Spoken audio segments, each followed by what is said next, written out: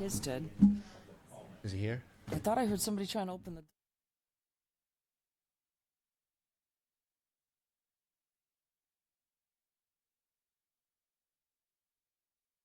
Evening. It is 6:32. This is the Londonderry Town Council Strategic Planning Workshop on Monday, April 13th. It is 6:30. Could everyone please stand for the pledge? I pledge allegiance to the flag of the United States of America and to the republic for which it stands, one nation, under God, indivisible, with liberty and justice for all.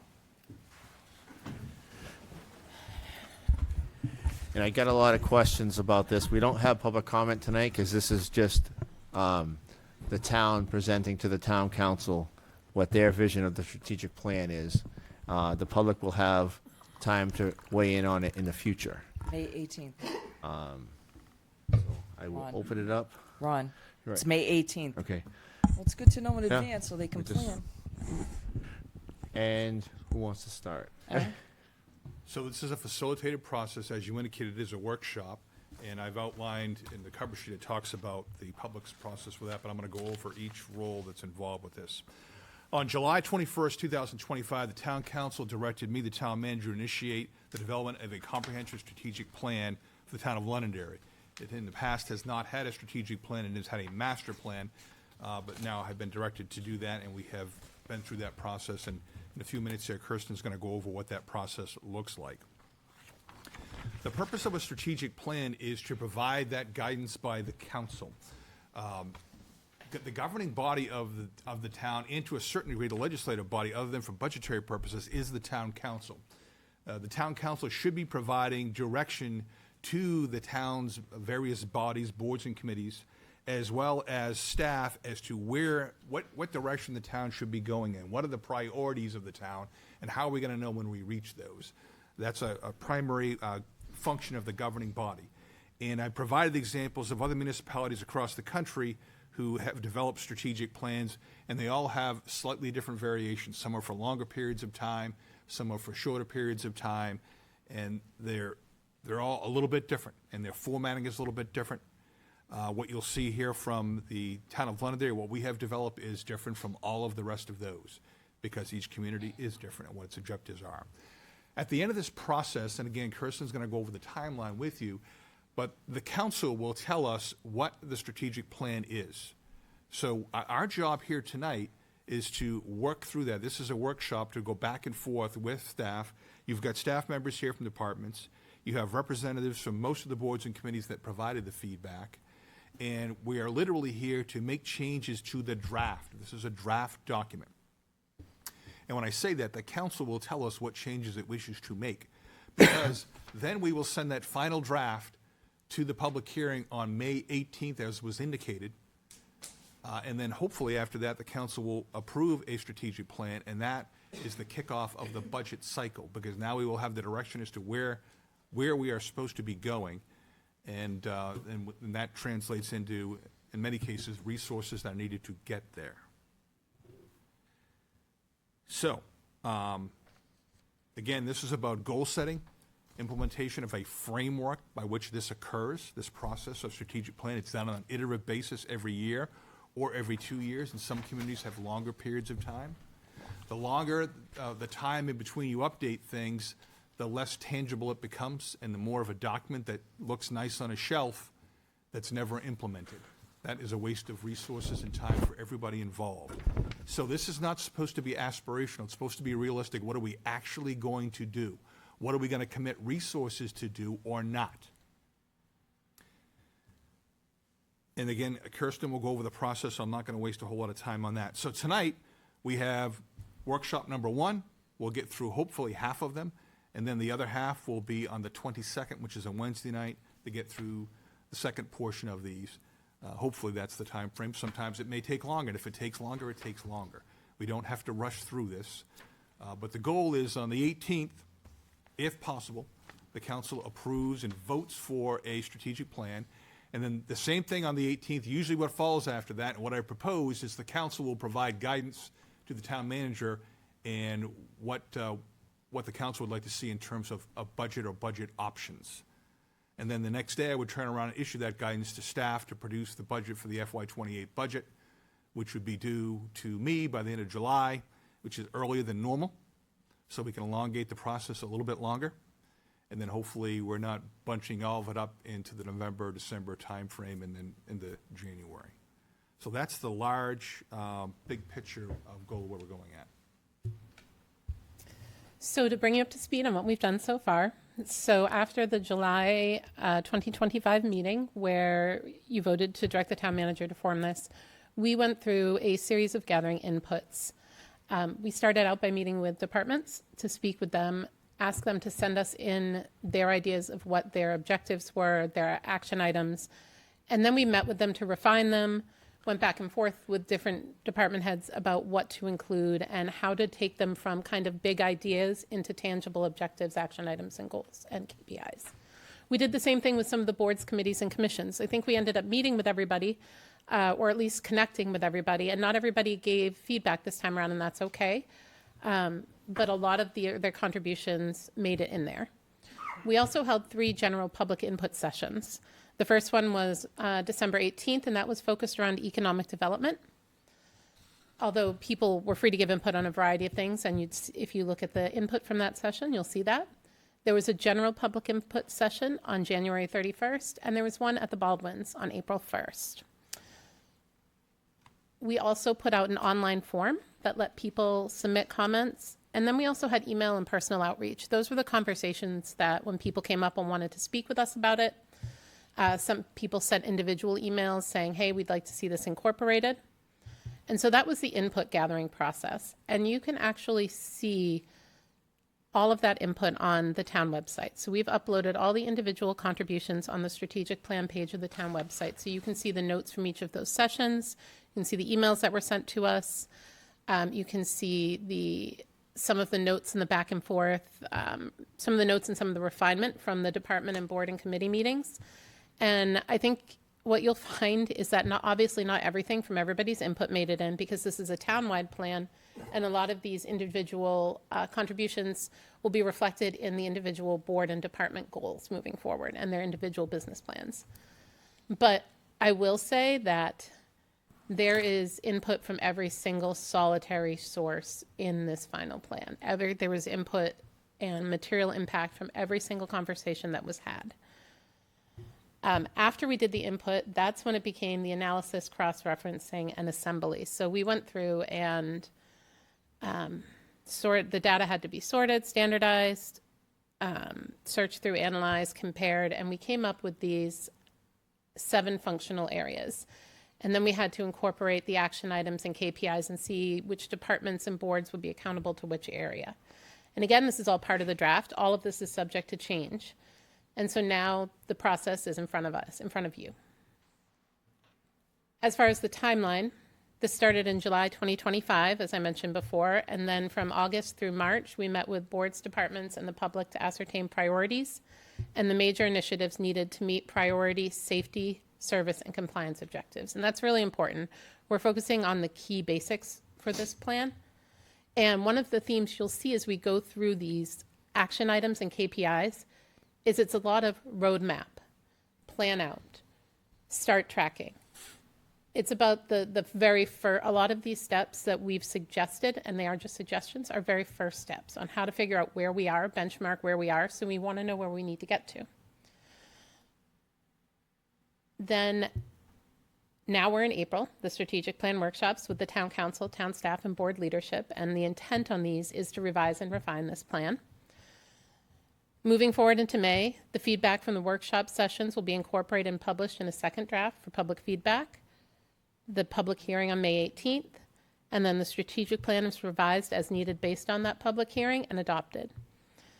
As Sean mentioned, that guidance turns around, goes out to department heads, and that's where strategic plan implementation and tracking begins.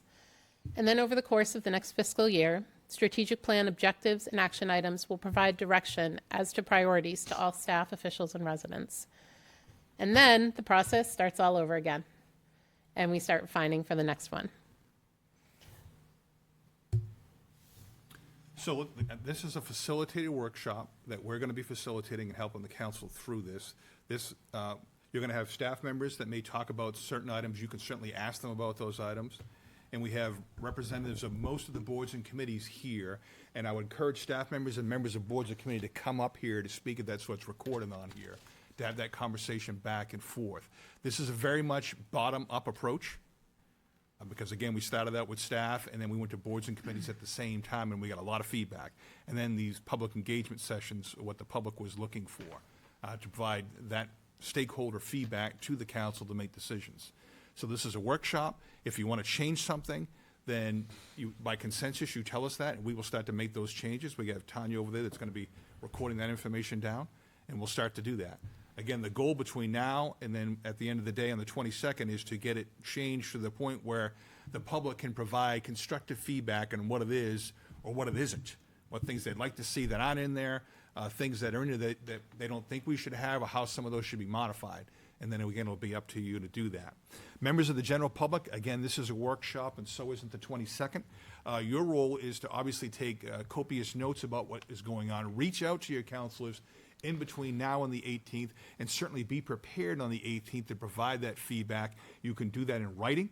You can do that in person or both, to provide that feedback to guide the council on that. If the council hears sufficient public feedback on the 18th and they want to make further changes, they can do that on the fly, or they can wait till another meeting to approve it. That's up to them. But that's how this process is supposed to function. Unless there's any questions about that, we will move into the process, the functional areas, talk about what they are. All right.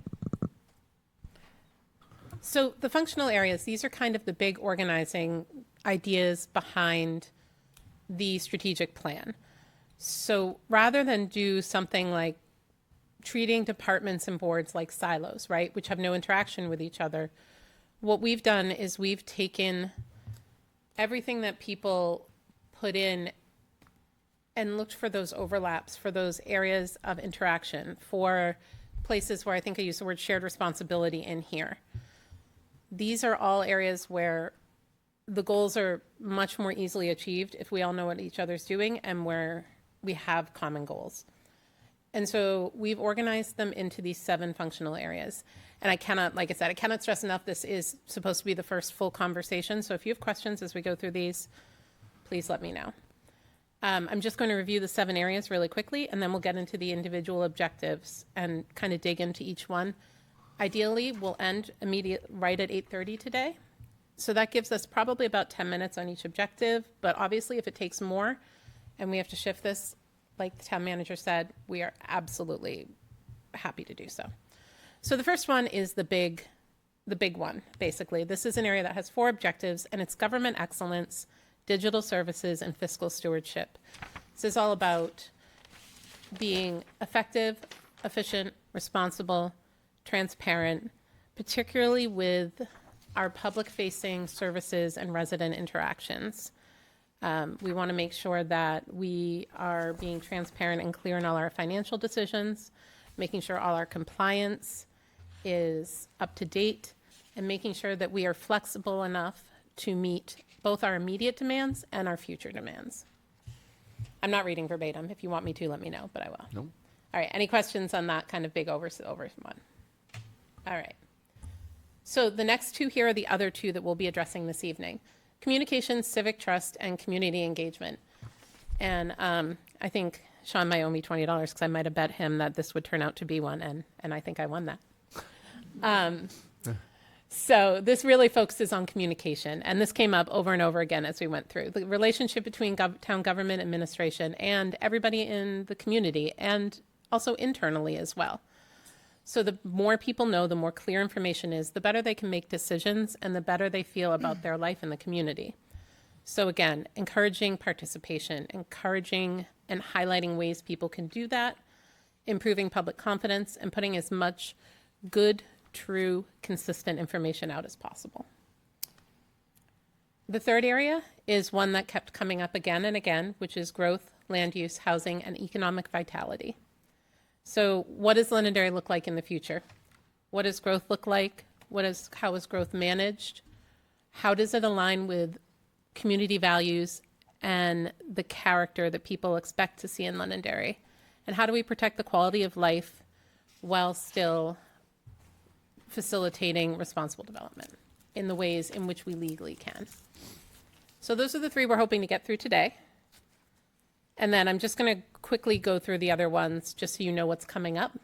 So if you don't see an objective in here today, or if something's not in here, you might bring it up. I might say, hang on, that one we're covering on day 2. A big one is infrastructure, transportation, and asset management. I joke around this being the Dave Wally show, but it's kind of the Dave Wally show. But not entirely. This is about how our community is physically organized, how we maintain the things that our taxpayers have entrusted us to purchase and use to support residents in this town, how we maintain our town infrastructure, and how we keep it safe. The next one, environment, water, and conservation. Also a tremendously huge topic when we went out for public comment. This is about the health of the community, in being able to preserve resources for future generations, being able to protect public health, and protect open space. The 6th one is public safety, emergency preparedness, and municipal resilience. And this is one that I think is evergreen and will be on pretty much every strategic plan we have, because as conditions change, we need to constantly adapt this area. It's about readiness and preparation, not just reactivity, but honestly, preparedness in advance, like making sure that we're ready for what we don't know is going to happen, if that makes any sense. Prevention and recovery and resilience are the key words here. The 7th one, but by no means the last one, is community character, recreation, arts, and culture. Again, this was a huge theme in public input. And this is an area in which sometimes residents vote with their feet rather than their voices as well. Really looking at how we use our spaces, our programs, how we use our incredibly talented agencies and departments to enrich quality of life, provide opportunities for health, recreation, art, civic pride, and to keep alive all those traditions that really make Londonderry Londonderry and that people value. So those are the 7 major functional areas that we came up with. And again, like everything else, 100% up for discussion. I have a question. Yeah. So just a question, how did you determine the functional areas? My question is more specific, like infrastructure and transportation are 2 huge issues. Mm-hmm. You put asset management with it. Was there a reason that we didn't separate out infrastructure and transportation and asset management in a different category? Just want to know what the thought process was, just so. Sure. How they went. Partially linkages in terms of function. Wow, sorry, I didn't mean to do that circular speaking there. It's partially because of the way that they're linked together operationally. Okay. So when we talk about asset management infrastructure, the way that we maintain our infrastructure is inseparable from, to some degree, to being able to track the condition of that infrastructure, to be able to track the condition of those assets, to know and understand what condition it's in. And I'll even just throw you a loose example from today. So for example, the Beautify Londonderry signs that are the Welcome to Londonderry signs that are currently down, right? I was chatting with John Mann today about, when they go back up, rather than doing a massive once a year or once every 10 year, like take them down, spend all the money, putting them on like a maintenance rotation plan, right? But in order to do that, you need to be able to track it and you need to be able to understand the condition you have. And another example of that is the pavement condition inventory that we're doing right now. Getting an idea of the baseline so we know where we need to focus our efforts and where money will be most efficaciously spent. It's also linked to, for example, we'll talk about this more on the 22nd, the priority traffic areas. And I'm going to let Kim do most of the talking on that because he's the expert on that.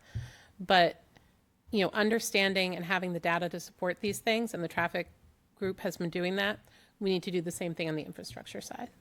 No, I fully agree with you. I just figured there was such 2 big issues. Yeah. If we should separate them out, because environment and water are definitely 2 huge issues, and I like that they're separated. So that's all I was just trying to clarify that. Any other questions? I don't want to dominate the whole conversation.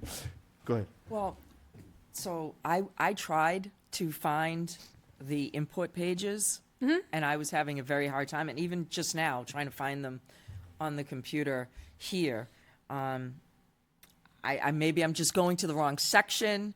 I wanted to look at them prior to coming here, and I couldn't do it.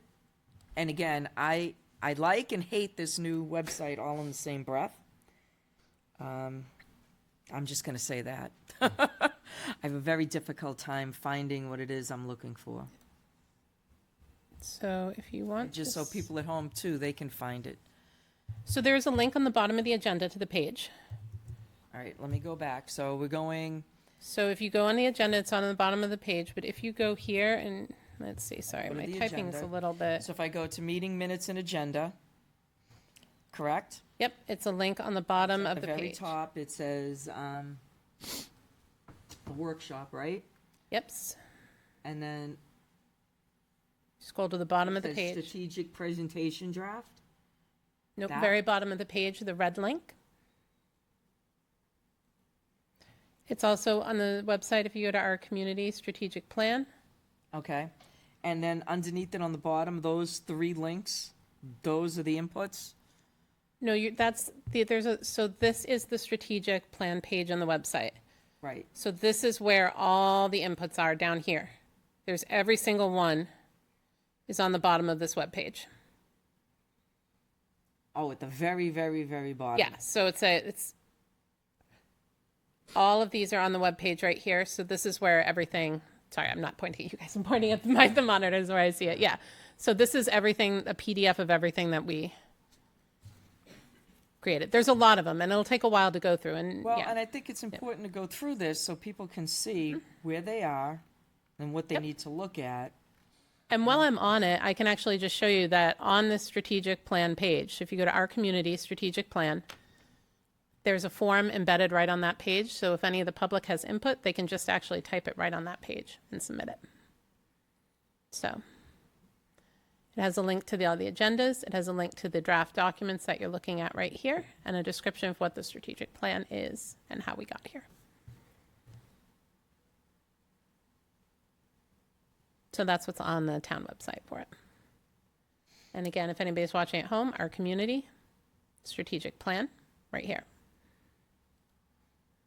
And I'm sorry for being a pain to bring this up, but No, it's fine. I was having a hard time trying to figure out where it was, and sometimes you don't know to go all the way down, and you'd miss it, and Yep. it's important to have all the...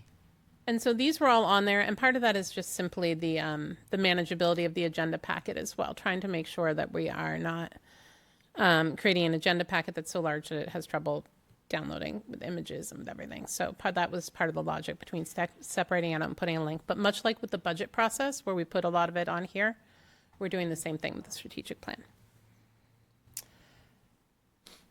All right.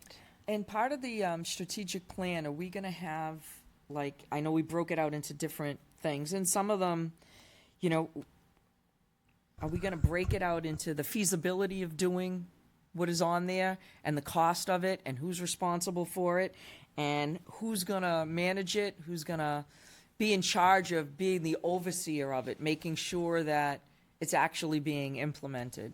Is it, who's that going to be? How's that going to look? How's that going to work? And I know that's not related to these topics. It's really just all Well, the it is. So topics. actually, I'm just going to skip forward a page just so you can kind of see what it is. So as we go through each page right here, you'll see this department. I'm going to go back up in a minute, but you'll see this panel off to the side, which is departments and boards right now. And so that would be the project for this one particular. For this objective. And we'll break it down even further by action items and by KPIs. We'll link individual departments and boards to each individual one. However, until we know that it's a priority of yours, because this is your strategic plan, right? Mm-hmm. We didn't get down into the weeds of linking every single action item and objective to a department. But a key part of a strategic plan is accountability, so we will do that. So, just for more clarification, do No, you guys please. mind? No, Deb, this is why we're here. Okay. So the one we happen to be looking at is this government one, and it says departments, town manager, planning, building, clerk, blah, blah, blah, blah, blah. So it will be their responsibility to make sure that these things are getting done in the strategic plan? And then will they, like, do a report and come back to us, like, publicly? Or how will that work in moving That's a things phenomenal out? question, yes. So right now, this is only in PDF form for draft form. That strategic plan page on the website, you're going to see that it's going to be built out further. We'll have periodic status updates posted on the website, and then we'll also do quarterly status updates with the council on where we're at as well. So that is the plan, is that you will be able to do that, and you'll be able to look at each objective and KPI and see who is specifically responsible for that one. So for example, on here, recreation isn't necessarily going to have anything to do with doing map geo to ArcGIS, right? So even though they're on this page, that particular action item, that's all planning, building, and cyber services, right? And so they'll be the ones listed next to that. Some objectives will belong heavily to one department over another. Others will be all departments, and everybody is going to be responsible for their piece. Okay. So then, this is the loophole person in me. There's no mention in here of, like, do we have any idea of, like, what the cost of staff time, like, how much time making sure these things get done will it pull staff away from their regular day-to-day duties? Or will it just be incorporated into their day-to-day duties? Do you know what I'm saying? So this is a building block approach. I'm sorry? This is a building block approach. You start at the 60,000-foot view. Go get these things accomplished. The things that are listed in here, all of these things can be done if we're willing to commit to doing them. Some of them take money. Some of them take resources to do that. Right. So that's why I said this is critically important. The governing body directs us to do this. Okay. If we're not committed to doing these things, do not put them in there. Well, I agree with you, but I think Right. that you need to see a cost. You're not if going to be there able is to a do that cost. until you tell us the direction to go in, and then we come back and say, okay, to do this is going to cost this much. And that's part of your budget process. That's Okay. why this is the kickoff of the budget process. We Okay. go and make a determination as to what it costs to do that. So an item may say, well, we want to accomplish that in the next year. Well, we can't do that one, this one, and this one. So this one's going to be stretched out for a longer period of time. And that's what you have to figure out. That's part Right. of that process to do that. I kind of get it. I just wanted to know when that was going to be, like, kind of incorporated into Yep. everything. So once we've decided that we want to move this strategic plan with all its changes or whatever, no changes forward, we then would get down into the nuts and bolts of, like, the time, staff, how it's going to change the current process of things, expected and measurable improvements and things like how that's all going to get Yep. functioned into it comes after the verbiage in here is correct. Am I getting this right? You're getting it's a building block approach, and a lot of this is building a roadmap because we haven't done it. This is our first one. Right. So I you understand. have to build a roadmap, and the roadmap may say, okay, we got to do this thing in this year, this thing in this year, and this is what the estimated costs are to do those things. Right. And you'll get a flavor of that as we go through the process, but that's how you do it. Right, because I did look at the other cities. I don't know if any of you guys did. Mm-hmm. I mean, I was having a hard time trying to compare some of the stuff to Londonderry. Like, some of them were big cities, and I was trying to figure out what you wanted us to focus in on. So I had a hard time, like, going, well, that's great that they got it, and I can understand theirs, but... So, okay, so we're just going to focus in... So this right here is what it says FY27 Priority Act. These are the ones you really want us to zone in on We haven't got there yet. today. We're still on today. functional areas, but we're still on functional areas. We haven't got to that page So, yet. Okay. Deb, may I suggest that? Go back let's- to another maybe page. Well, we've gone through the functional areas, Oh, so if I anybody just- has any questions on those. Yeah, I have yeah. another. I have one. Sorry, Ron. No, I just want to know because this is where our standpoint. Yep. I have one. Does anyone else have a question? I don't want to dominate. I do have a follow-up just Good. quickly to Deb's. Please.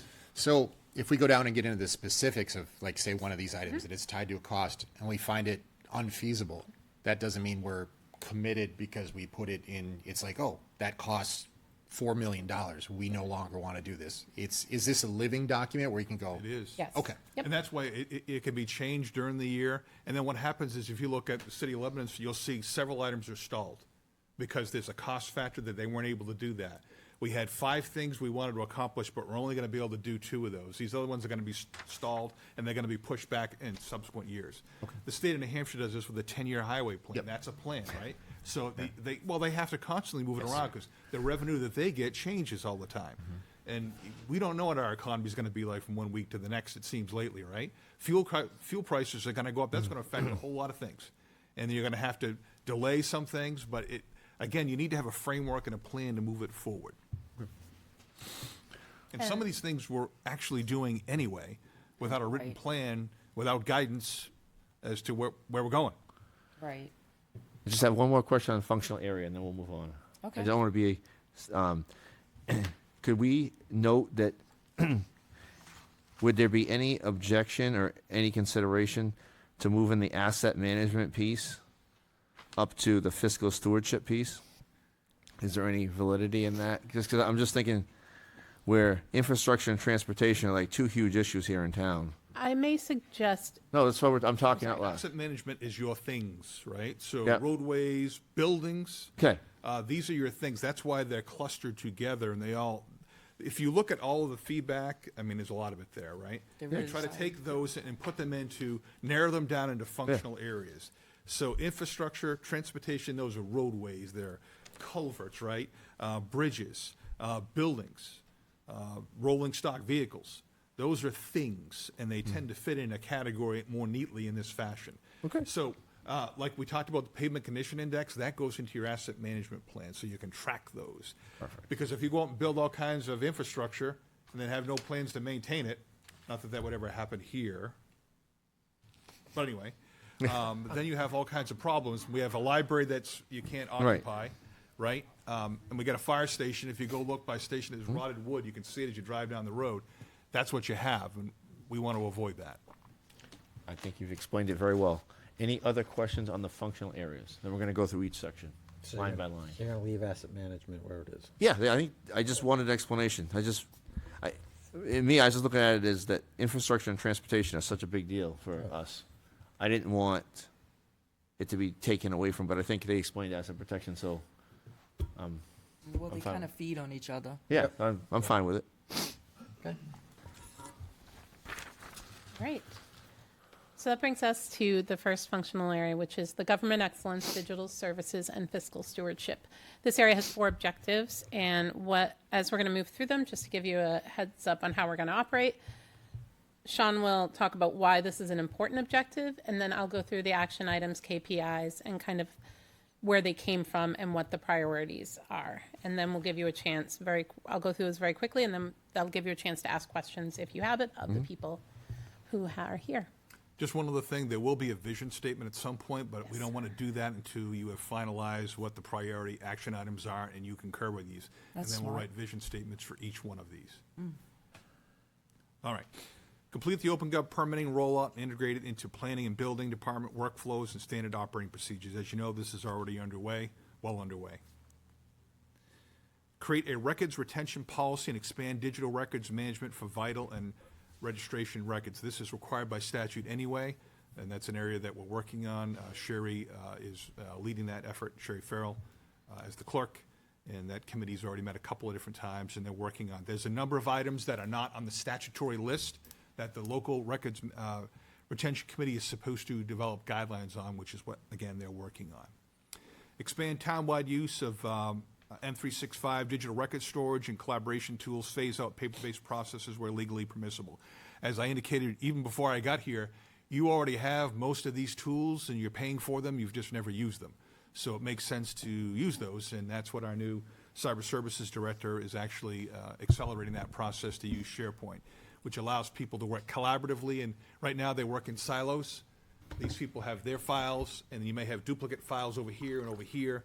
Now they're working in the same sandbox together to achieve an objective.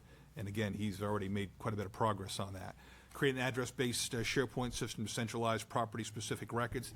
The other thing that allows is us to collaborate with boards and committees. They get to see the documents, which is helpful, especially Utilities Committee in particular. It'll be helpful for the Planning Board, but all of our boards and committees. But they'll be able to operate in that same system and look at similar documents together. Convert public-facing mapping from MapGeo to ArcGIS Online and standardize access to parcel permitting and infrastructure information. We got a lot of work that we can do in terms of layers in our ArcGIS system, and then transitioning that will produce a lot of value, which we're already in the process of working through that. Develop a phased digitization roadmap for finance, recreation, and facility reservations, assessments, and other resident-facing services. The objective is to be able to do it faster, more efficiently, and with less staff involvement, so that because that's costly. So we're trying to modernize our operations, which is a key initiative that we had talked about from the beginning. And those efforts are already underway. And go ahead. Yeah, that's right. Yep. So the key performance indicators, you'll notice all of these have deadlines. These are much more kind of number or binary, yes or no focused. So Just one more thing on the deadlines. Oh, yeah, sure. If you don't put deadlines, things don't get done. That's just the reality of it. If you do need to hold people accountable, and you need to sometimes push them. And then you keep reminding them, this is the deadline. Where are we at on that? Why are we behind? What do we need to do? What other resources are necessary to get them done? So that's why it's important. Otherwise, this becomes a nice dusty document on a shelf. Yeah, we did that. It looks nice, but it means nothing. even when I did this, I said that if there wasn't a date, the date was implied to be the end of fiscal year, and he made me go through and put it all in. So we're taking it seriously. So the initial thing, so you'll notice these link to the action items. Complete the initial 5 permit types in OpenGov by September 30th of this year. Increase use of online town clerk and tax collector services by 15% over fiscal year 26. That one's ambitious. That one comes from the town clerk one. That one has a lot of links to communications. But we need to establish our fiscal year 26 baseline first. We don't readily have exactly this many comes from online versus in person. So we're going to gather that research. So this is also linked to permitting. 80% of site plan and subdivision applications assigned review deadlines within 3 business days of intake by next year, by September 30th, 2027. Provide initial response to 80% of all permit applications within 2 business days for residential and 4 business days for commercial by June 30th, 2026. That came from building and from the work that Christine Wally has been doing in there on permitting. Complete the records retention policy that Sean referenced by December 31st of this year. End our contract with MapGeo by fiscal year 27. So complete that transition, and that's actually an efficiency that will actually likely save us money. Transition 1 paper-based resident service to digital each quarter. SharePoint and Teams used by 100% of the town departments by the end, by 6/30/2027. 100% of new assessing documents stored in SharePoint address files by the end of this calendar year. And the reason assessing's the target for that is, 1, capability. We have very technically savvy people who are eager to be part of this digitization effort down there. And 2, it's very easy for them to start saving new documents in there and then have when the existing paper files are digitized, to know where they go. It's going to be the smoothest one that'll give us some ideas of future impediments. Laura's the powerhouse, and Amy in that department there, they want to run with it, so. Yes. We're They going want to to let them move run. faster. Yep. She's so sweet. Digitization, the digitization roadmap completed by 3/31/2027. And you're going to see this word roadmap a lot. It's us coming up with a plan of how we're going to do it. And that's why in this fiscal year, we'll come up with the plan, and you'll notice a lot of those roadmap deadlines are March of next year. That's so we can have them, if our goal in fiscal year 27 is to build the roadmap, that's where we're going to figure out the cost of this. And then that will play into future years' budgets. And then the last one is, in order to understand where we're at with permits and applications, spend this year assessing the error rate and causation for errors for permits and applications. So what we're doing right now, in Yep. the first year, just if I heard everything you said, and it's great, is we're creating the baseline to become more efficient and effective and transparent in this part of our government that the open.gov is now kind of driving. I mean, it's not the sole driver, but it's the main driver. Am I correct on this? That this is the way, this is the year we collect the baseline for this to move out years to come, correct? For some things we're already doing. Yeah. As you know, open Okay. gov permitting is already underway. I missed the very first part of what you said. Sorry, Sean. For some things, yes, but some things are already underway. Open gov permitting is already underway. I mean, that process is being implemented. Right. So But- we're ahead of schedule on that. But we don't know what that is. So Right, if you so- could give us an idea of which ones are already started. Yep. And kind of where they are in the implementation of moving forward and how that baseline will be presented to us, because I think that's really important. Yeah, so open gov permitting, as you know, is already well underway. You get the status reports each week from me Yep. on those. And Laura's already working on the assessing piece. They'll beat that schedule. I hands down. think to Deb's point, though, I think it'd be good to have it down, like where we can see it in reference to this document, so we don't have to compile it from multiple sources, so we can see what's in flight that's already in here and what's not, correct? This- Well, at the end, I mean, when we get through it all, I think Right. that's what Yeah. we want is a chart. Well, it's a status report. So what you have is a status, there's a whole column that has a status report as to where we are, and you get that on a quarterly basis. But I don't even know what you want to do yet. This is what we think, the feedback from the staff, from Right. boards and committees, and from the general public. So you're going to tell us where it's going to be, and then you're going to see a status column. And that status column is going to tell you where many of these things are already at, what the updates are, whether they're stalled or not, and you'll get those status reports. I think what Deb's getting at is, as we decide on these and we look through these and evaluate these before we agree to put it in the strategic plan, it'd be nice to know, like, if it's already in flight, or if it's 50% through or 25% through. So it'd Yep. be good to be able to see that information. So for that particular one, that's our launch date. Anyway, September 30th is our go live date for the permits for the 5 that we're working on. So I can tell you that is actually, that aligns with our implementation schedule exactly. So that's the date that we are hoping to go live with residential, commercial, site plan applications, subdivision applications, and driveway permits. Those are the initial 5 types that we're looking to go live that date. Now, Yep. will the employees in this, and I know I can't tell them what to do, I'm just a thought, the employees in these areas kind of be cross-trained on each other's .gov so that so if a customer came into assessing and then had a question about planning, would Laura be able to pull it up on the computer and service that person right there and then, or would she have to tell them, you need to go up to planning? need to Do you know go- what I'm trying to say? You need to go up to planning, because what I don't want is the planning folks are up to speed on what's going on a regular basis. Laura's down in a different office on a different floor of the building. Okay. And she doesn't necessarily know all the things that are going on. That would be not a good idea, because you're going to have problems. Well, Laura told me I could do this, and now you're telling me I got to do that. So that's why, and not only that, OpenGov, when you click on it, it gives you drop-down menus that guides you through the process. So it doesn't require as much human interaction as you have right now, because right now, people don't know what they're supposed to do half the time. Right, and for me, again, we're service industry, right? I'm Right. trying to make it as service friendly Yes. as possible, and I'm thinking of the people who may not be computer savvy or phone savvy or have a little watch like Get Smart that tells them what to do and whatever.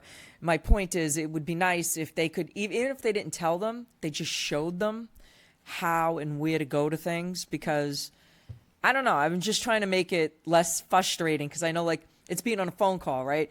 Oh, I can't help you. I can only help you with this. Hold on, I got to transfer you. And you sit on hold for another half hour, and you get transferred to somebody else who says, oh, well, that's not all me, but you got to go from me over to zoning. Do you know what I'm trying to say? Like, it would be nice if we had some sort of.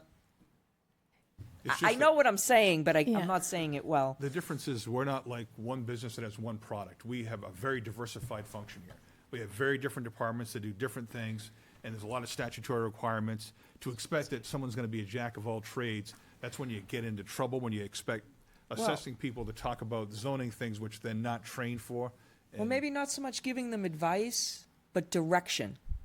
So what we did is, where I did this before, the library was a key player in this, because people would go to the library, and those folks who are not tech savvy, they would show them how to do the different functions. And we trained the library people.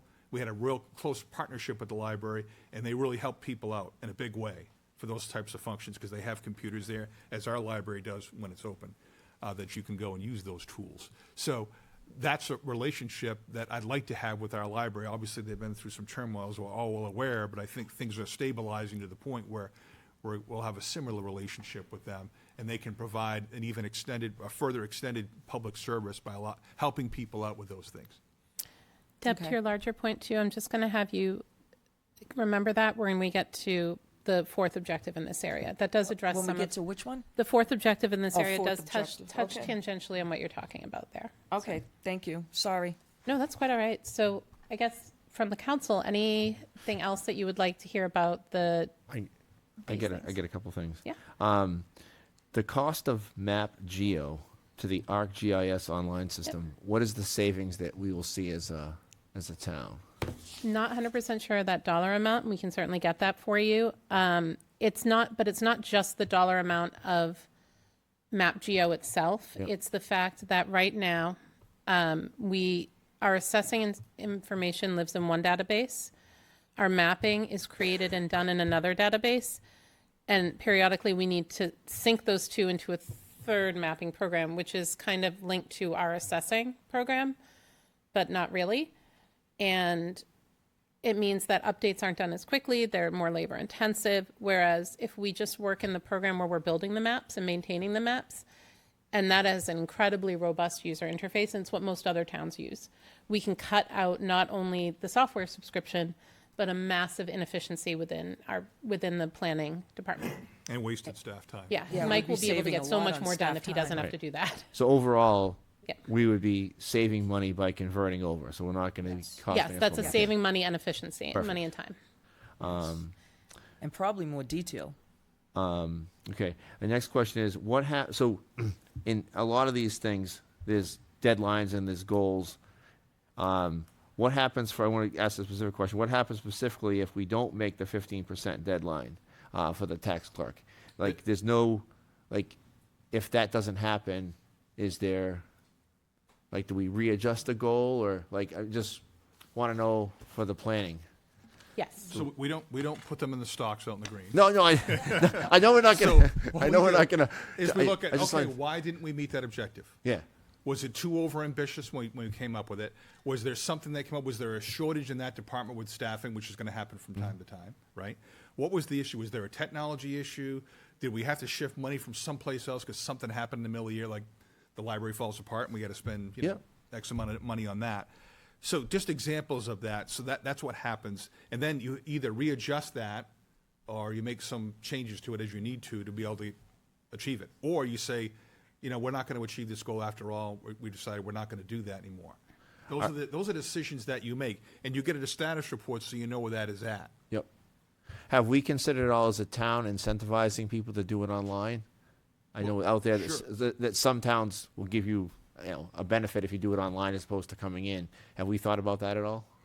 So we do things online right now, motor vehicle registration Yeah. and all renewals, so it Cost the reminds people so they don't have to come in, they can fill out the paperwork. Yeah, I'm just- Saves them time and effort. So you're already doing a lot of those things. The question is, can we do more of those? Save more time, make it more efficient for our customers, which are our residents. Because I know the one thing that I like is the dog registration, for example. I get an email now as opposed to a postcard, and I know that saves the town money, and it makes it easier for me because now I see it as opposed to my mailbox. So I just think some of the efficiencies we might be able to help our constituents and our residents and also save us money. Well, So- you say save money for the town, but now let's think about the taxpayer. Yeah. We offer these fees, but we charge them for that online service. So eventually, it would be nice to have a goal if we get kind of like the aggregate, right? If we get enough people doing it online, will we be saving enough on, an employee's time effort that we can say, well, because you're doing it, you're going to get a 2%, or it's just cost. There's no, That was my question. thing to it. So a lot of people, they look at that and they go, I got to pay 2% more. I'm going to put it in the mail. I'm just saying, there's people who look at it that way. Yeah. So that's something to think about maybe in the future, once we have a baseline, figuring out how much we're actually doing. And that's what this will do for us. And to your point, the private sector looks at how can I make it more efficient for my customer? Some are willing to pay a little bit more for some things. They're willing to do that. It's about the customer. That's where the money is, right? We're not in the money business. However, we are here to serve our customers. And if we can make their lives easier, make these government processes easier, and some of them are very complicated. Try to build a shed or something like that, and what you have to go to figure that out, it should not be that hard. You should be able to, if you want to, go online and it walks you through that process and covers that without having to come here and ask somebody. Which you can do that. That means during the daytime, you have to take time out of work.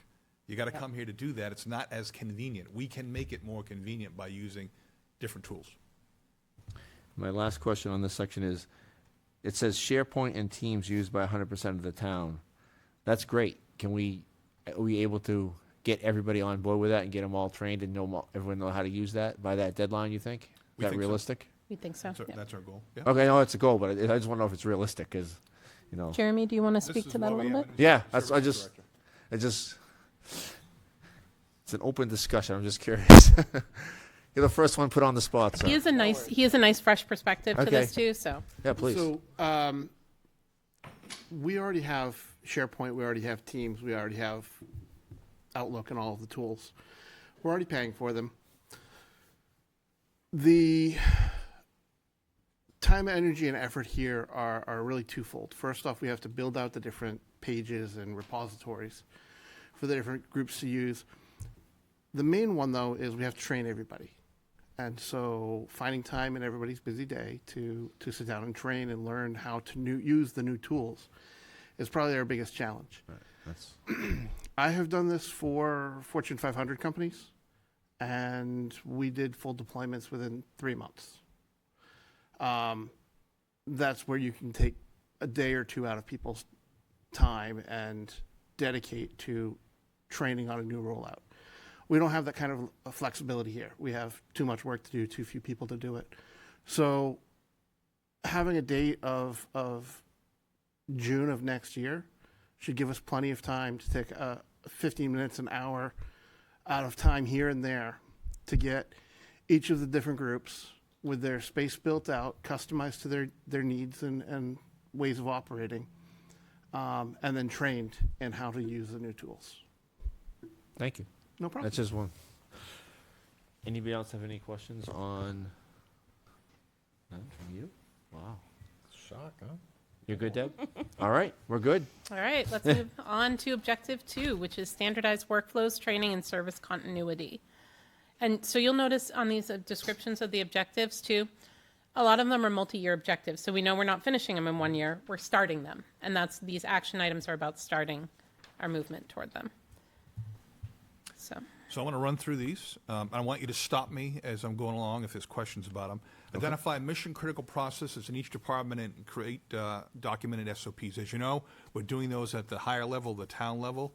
They were seeing them on a weekly basis. And as you know, staff has said, can you give us some more of those? Can you give us some more of those? And they're not really saying that. But anyway, and then you have departments like the police department. They're an accredited agency. They have SOPs for everything. Fire department has some of them are outdated. They're working on those, but those departments have a long histories. Those professions of having standard operating procedures that are written, and there's accreditation for fire departments too. We're just not quite there yet. But I know fire department is already working on. They have a plan actually to upgrade all their SOPs, and like I said, the PD is required. Those get evaluated when they have accreditation. So they're sort of the gold standard with that. But DPW and planning need to have those and start building those out. Right now, they don't have any, but they should, and how they do business. When somebody new comes in, that's how they learn how to do this, is how we do it here. Here's the process. And other people, citizens and people like you, get to see what is the process that's supposed to be followed and the benchmarking, so that it gets done that way. All right. And so, again, we're going to identify when, and you'll see the action on the key performance indicators for each of those. Conduct workflow analysis for permitting, election administration, taxation, dispatch, inspections, accounts payable, and other high-volume processes. We don't have metrics for most of these right now, so we really don't know what we're processing for numbers in many cases, or how quickly or how slowly it takes us to process those, and if there's a better way to do that. So you got to start developing data and then the workflows to get those done. And once you start looking at those workflows, that's where lean comes into place. Here is all the processes. Boy, there's an awful lot of waste in that process. We can cut 2 or 3 of those out, streamline that process, and make it more efficient.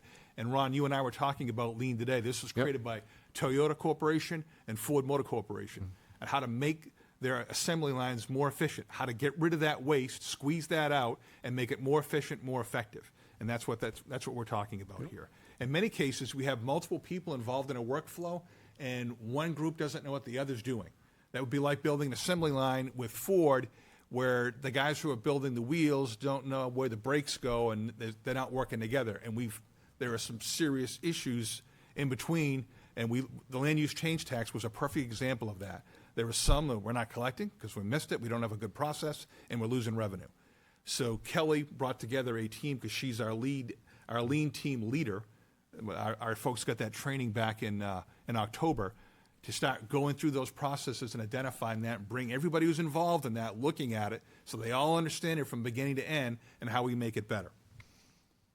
Create department cross-training plans and named backups for critical roles and annual refresher requirements. Develop onboarding and role-based training plans for new staff, including cybersecurity and technology use.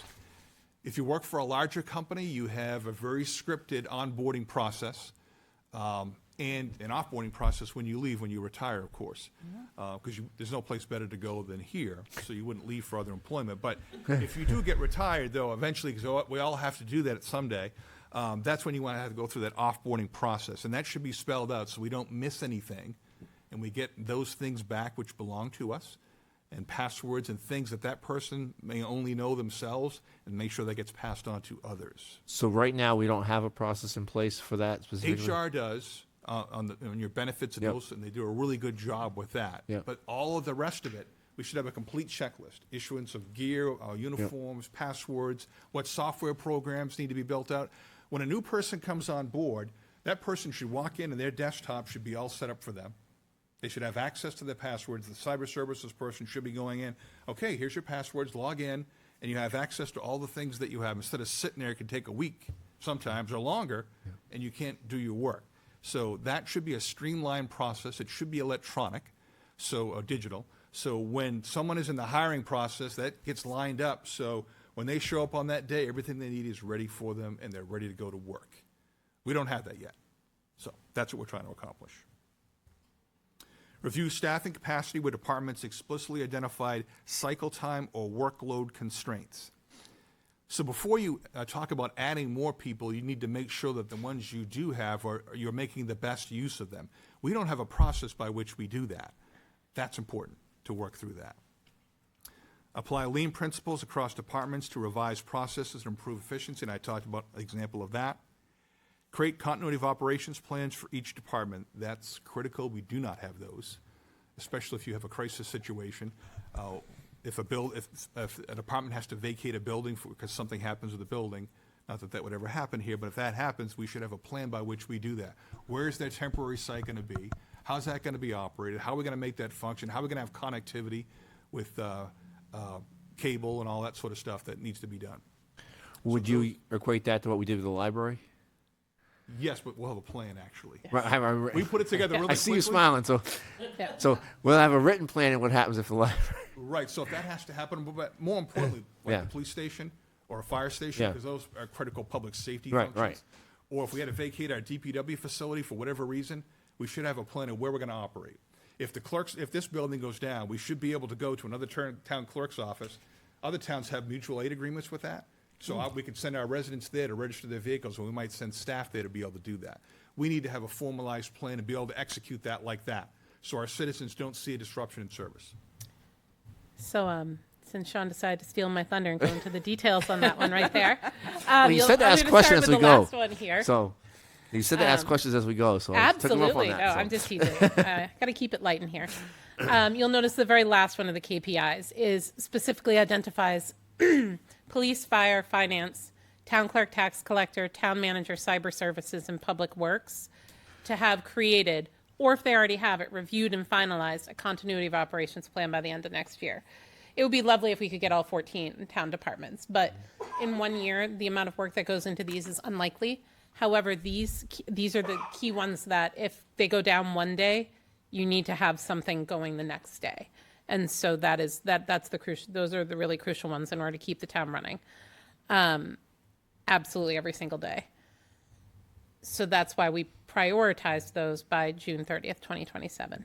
So now I'm going to loop back up to the beginning of the list, which is 100% of departments have a list of mission critical processes by the end of 2026. so they know what they are. 100% of departments have a minimum of one reviewed, updated, and documented SOP or workflow. So some departments have a bunch, but trying to get at least one department to have a documented SOP. I'm going to use recreation as an example here because right now working on facilities management and how we manage the use of our recreational facility space is one that they've identified as a priority for them to document and get down on paper the workflow. I'm sorry, digital. I can't say the P word anymore. Department heads review 100% of job descriptions to identify cross-training needs by March 31st, 2027.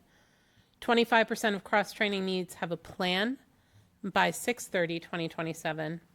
Onboarding and offboarding checklists completed by 6/30/2027. And then 100% of departments who identify staffing limitations at the end of fiscal year 26 have a staffing plan complete by the end of December 31st, 2026. And this goes back to what Sean said, that if you're saying you need additional staff, you need to be able to articulate that, lay that out, show the impacts, and see what your existing staff are doing. And you saw that in the last budget process. Those documents are still on our website that those departments had to fill out to do that, and that's going to be a standard process going forward. You have to look at alternatives, and there's a whole range of processes involved with that. Run one lean workshop next year, and send 4 additional staff to lean yellow belt training and 4 staff to lean green belt training. Yellow belt's the basic level, and then green belt's the next one up by the end of next year. So the private sector calls it Sigma 6. That might be more familiar with it. So what do those belts cost for the training? It's $400 a person for the yellow belt, and the green belt, I believe last year was $750, but it might have gone up since then. And that takes one day, 2 days? 3 to 5, depending. It's 3 to 4. The yellow belt was 3 days. I think green belt is 4 days, and it's done by the state of New Hampshire. Okay, and so they got to go to Concord to do it, or they come here to? Last time we had them come here because we had so many, but that's not their normal thing. When we had a critical mass, so it made sense for them to send a trainer down here. Normally it's going to Concord. When did we last do Actually- that? When did we last do that? October. Okay. Normally, you have to go there, but we were able to convince them to come here. So And- they don't normally leave their training facility off of I think it's South Main Street in Concord at BET, but we were able to get them to come here, which saves us travel time of all of our staff to drive up there, which was good. Is the money that we pay for each individual to do that, is that in a budget? Do we have to do a warrant article, or how is that in the budget already? Just so we know for cost. It comes out of the training lines of the Okay, respective budgets. that's yeah. just, So I see this page as our manual. This is the manual to run the town. And again, we're creating all of the baselines for this manual so that you can actually kind of hand it off to somebody else, or anybody could pick it up and say, okay, this is what this person does, and this is the, not in a paper, but on the computer. That's what I see this whole thing as being. Am I correct in what I'm thinking? In a way, because you should be able to look at this, if you want to come work for the town of Londonderry, what is the town of Londonderry, what are its objectives, where's it going? Or if you're a citizen moving here for the first time, it's all listed out for you what the top priorities are at that level. And then when you have business plans, you'll be able to drill down into much further, and those are a lot more nitnoid detail of each department. And in the case of the library, you got a board of trustees that would outline that for them. In the case of the Conservation Commission, they're going to have a whole list of, I'll call them mini objectives that are specific to that function, and then you can read that. Because otherwise, when I applied for this job, I'm trying to figure out where is this town going? What does it want to do? And I got bits and pieces from newspaper articles. There's clearly a PFAS problem in the water, right? But what are its objectives? And there's no way to tell that. This is going to be that. It's sort of that roadmap. I wouldn't call it a manual, sort of the roadmap of where we're going, what our objectives are, and how we're going to accomplish them, and what our goals are. Well, I think that's the overall strategic plan. I was talking about just this page of being like an operational manual in my mind. Do you know what I'm saying? Like, I understand what you said perfectly, and I totally agree with you. But I think that's more of a whole, like a manual of how the whole thing works. you're thinking about like operating, like this is heavily focused on operating procedures. That's what I'm saying, yeah. And standardizing them. There's definitely an element in here, but part of that, and that's the element of the outcomes. Yeah. But the thought process and the analysis that goes into it is the other component. Yeah. Making sure we do that.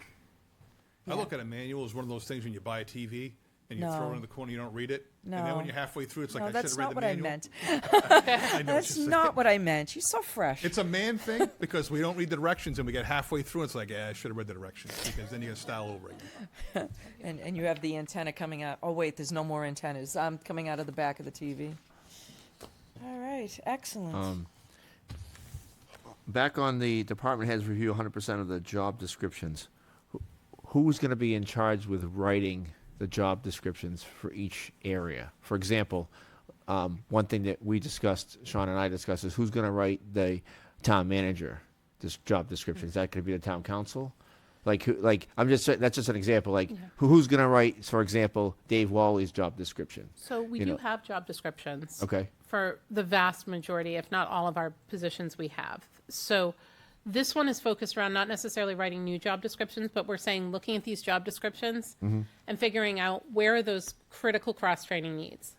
Like, for example, if somebody gets a respiratory illness for 2 weeks and can't come in and send out the strategic plan, who knows how to do InDesign and pick up that project? Just speaking strictly hypothetically and not what happened last week. Okay. No. So, Wow, you know, Sean, that seems pretty specific. Good example. you know, It's what they have to be updated. Most of them. Yeah. What happens is the process we're doing right now is when the job comes open on a position, we have HR review it with the department, and it's a back and forth between the two. HR needs to make sure that we meet certain criteria, fiscal requirements, and those sorts of things in there, Right. and that they're standardized. Departments say, yeah, this is what this job actually does, because it does change from time to time. We don't do those things. Well, then you take that out and you put the things in they actually do, right? Because they get scored now with the wage classification system. All those positions get scored, and it's based upon what you put in there, that scoring. Right. So getting these modernized is important, and keeping them modernized is a critical function. So departments are going to do most of the review themselves. Okay. They have to look at it to make sure that they are right for the work that's being done in their departments. And then HR will scrub it to make sure it meets the basic requirements for a job description. And then where those are missing, like the town manager, for instance, that we go and build those. Or even the HR position, for example. Is that something that you would write the description for in HR? Like, I'm just thinking that the ones that kind of are outliers, like you and HR, who would write those job descriptions? For department So heads? she'd write her own job description? No, I would do that, generally. Okay. I would review that, the department heads, because they answer directly to me. So I would review all those and make sure they're correct. And then, for instance, Dave Wally would look at all of his people and all Yeah. those different jobs That to make makes sure sense. that they're right. And then they get run by me because I sign them, and then I'll kick them back if I have concerns about them or what I think should be added or subtracted from them. So it's a process, like any good bureaucratic process, has to go through a number of people to be approved. Yep. As far as onboarding and offboarding checklists, who's going to complete those? Who'll be in charge of those? So those are going to start out with HR Okay. because they deal with the first parts of that and usually their benefits.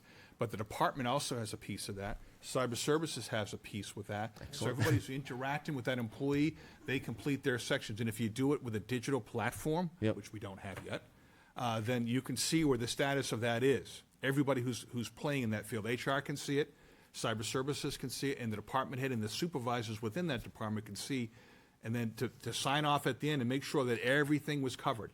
Did you go over the ethics policy with that person? Oh, yeah, we did. Did you go over the code of conduct with that person? Yep, that's checked off. They saw the video. They didn't have any questions. They signed off. They Right. signed the acknowledgement that they read that. All those things get done and they get checked off. And they exist digitally. Right now, it doesn't exist at all. Right. I think it's important. That's why I agree. I fully agree that we need a process because we need some kind of process. Everyone gets treated the same, so no one feels like they got left out. Like, oh, you didn't tell me that. So, anybody else with any questions?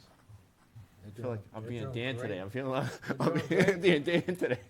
I did my homework already. So. all right. Well then, All right. let's move. Oh, no, other way. Let's move on to the next one. This is the improved long-range financial planning and budget transparency. So this is dealing with strategic budgeting, resident-facing budget tools, and budget education, and making sure that our financial platforms are sufficient for the work that we have to do. So roadmap to replace the town's existing ERP program, which as we know is significantly outdated and does not perform the functions that we need it to do. For clarification, could you tell everyone what an ERP is? Yep. It's the finance package, the finance program that you have, your budgeting program, your accounts payable, accounts receivable, as well as all your HR programs, payroll, and those sorts of things. Right. And we definitely need to do that. I just wanted people to understand. Yep. Modernize the chart of accounts to comply with the New Hampshire DRA administrative rules, which we presently do not do, Oh, boys. and we are required to. Update and maintain the fund balance and debt management policies and align capital reserve funding with the master plan and departmental strategic plans. Again, the purpose of a strategic plan is to direct where we're going to be putting our resources to accomplish the particular task that we have said we want to accomplish. Create resident-facing budget tools such as a glossary, budget simulator, educational content, and short budget briefings. This is even more critical in communities that have a town meeting where people are making the decisions. We have to be able to get the information out to them in a format that they can digest, and people at different levels of understanding so they can absorb those materials and make the appropriate decisions that they need to make. That's a key task that we need to continue to build on. We've made some progress on it in the last year in terms of what we put out there, availability, but there is more to be done. Train departments, I missed one. Create resident-facing budget tools such as a glossary, budget simulator, educational content, and short budget briefings. And again, that budget simulator requires new software, which we don't presently have. And then educational content, we have a variety of plans we want to put into place. You've seen some of the status updates I provided to you on a weekly basis on that. Train departments, budget committee, and town council to build multi-year budget requests using data, performance indicators, and capital planning assumptions. A lot of towns, and we're one of those, plan 1 year at a time, which you have to appropriate money in 1 year at a time. However, you have to have, I would suggest to you, multi-year budgeting and a long-term plan. Otherwise, you're just going from 1 year to the next, and you don't have a plan into that next year. Explore strategic, priority-based budgeting model. We've talked about this many times, and at some point, we need to pull the trigger, at least on going through the process of exploring that and making the decision as to whether or not we're going to do that or not.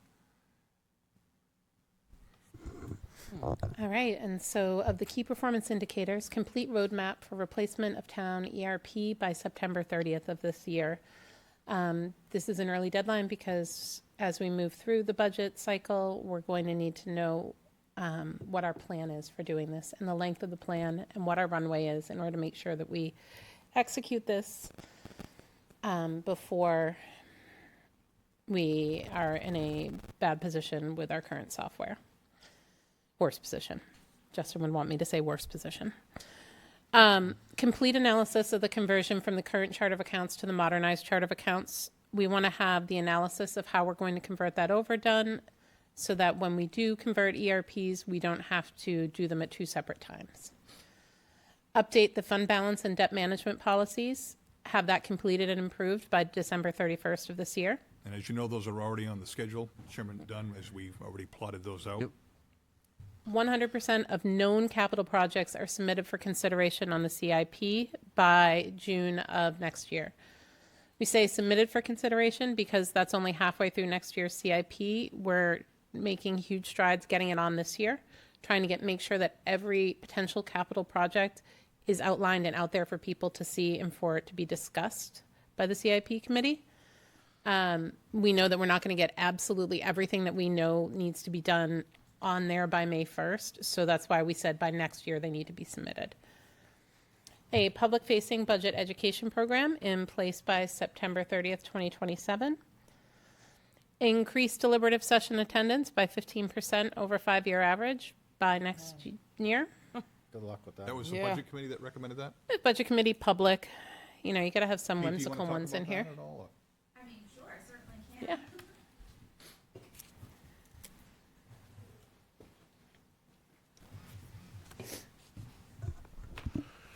Welcome, thank you. Kate Burbidge, Chair of the Budget Committee. So part of this was if we can increase attendance at deliberative session, we can get a better idea of public input into the budget on the whole, finding out what's more important to people, hearing their voices, those kinds of things. Ideally, some of this participation would happen earlier than deliberative sessions, so we're not hearing a lot of the same questions at deliberative sessions that we've heard throughout budget season. But we do feel that increasing attendance at deliberative session would also increase attendance at March elections, which helps overall participation in the community towards the budget and things in general. So, Do you or the budget committee have any good ideas on how we can do that? How we can engage the public to come to the session?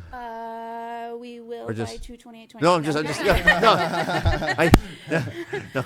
Does no, that- but we actually gonna have a have meeting a on keg of Thursday, and I beer. can add that No. to our agenda. But no, I think one of the things, in increasing attendance in deliberative session, I know on the school side, they offer childcare. I don't know if that's something maybe we could offer to get younger families involved, because that might be helpful.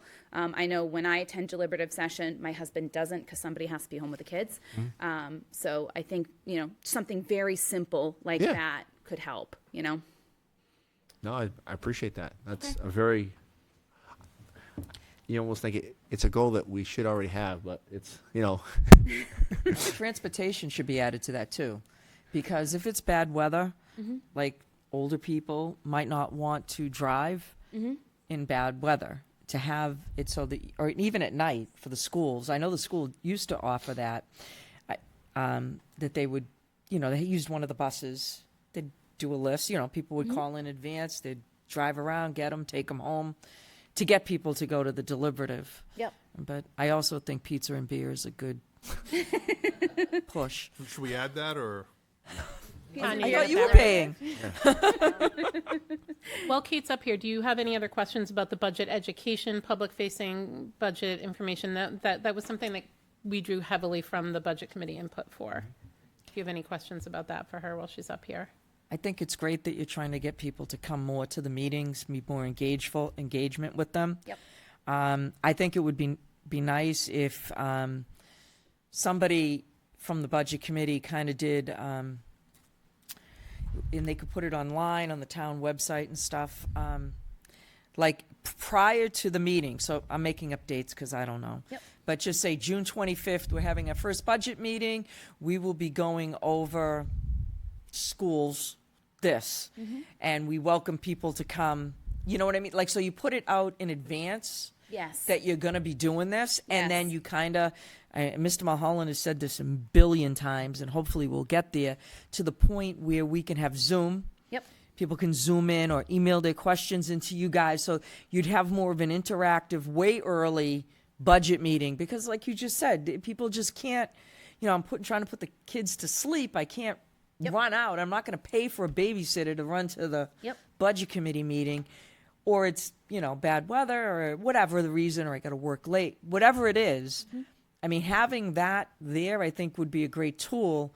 I don't know how close or far we are to some of those things. Yeah. But I agree with you. We've got to start Yep. being a little more proactive. Come on down. This is what we want your questions. You will be heard. Yep. Because so many people in this town feel like they come, they speak, and nobody listens. Yeah, one of the things I will say about the public-facing budget education program, one of the things I was thinking about as I was writing the annual report for the budget committee to be included this year, was that I focused on a couple of warrant articles that we all agreed on, and I thought, wouldn't it be great if maybe next year, when we all vote as a committee on the warrant articles, when we go through them, anybody in favor of it writes a little blurb about why they're in favor of that warrant article, and somebody who's against that warrant article writes a little blurb about why they're against that warrant article. And that way you can have voter education in this is why I support that, or this is why I don't support that. And it kind of gives you a both sides approach to why this is good or why this is not good.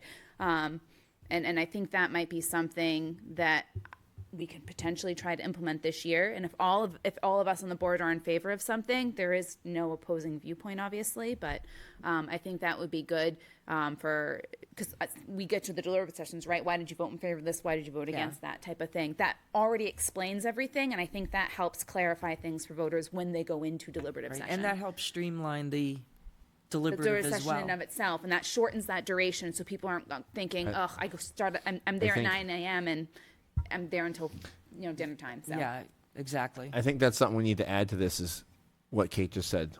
We can't have a 6.5 hour deliberative.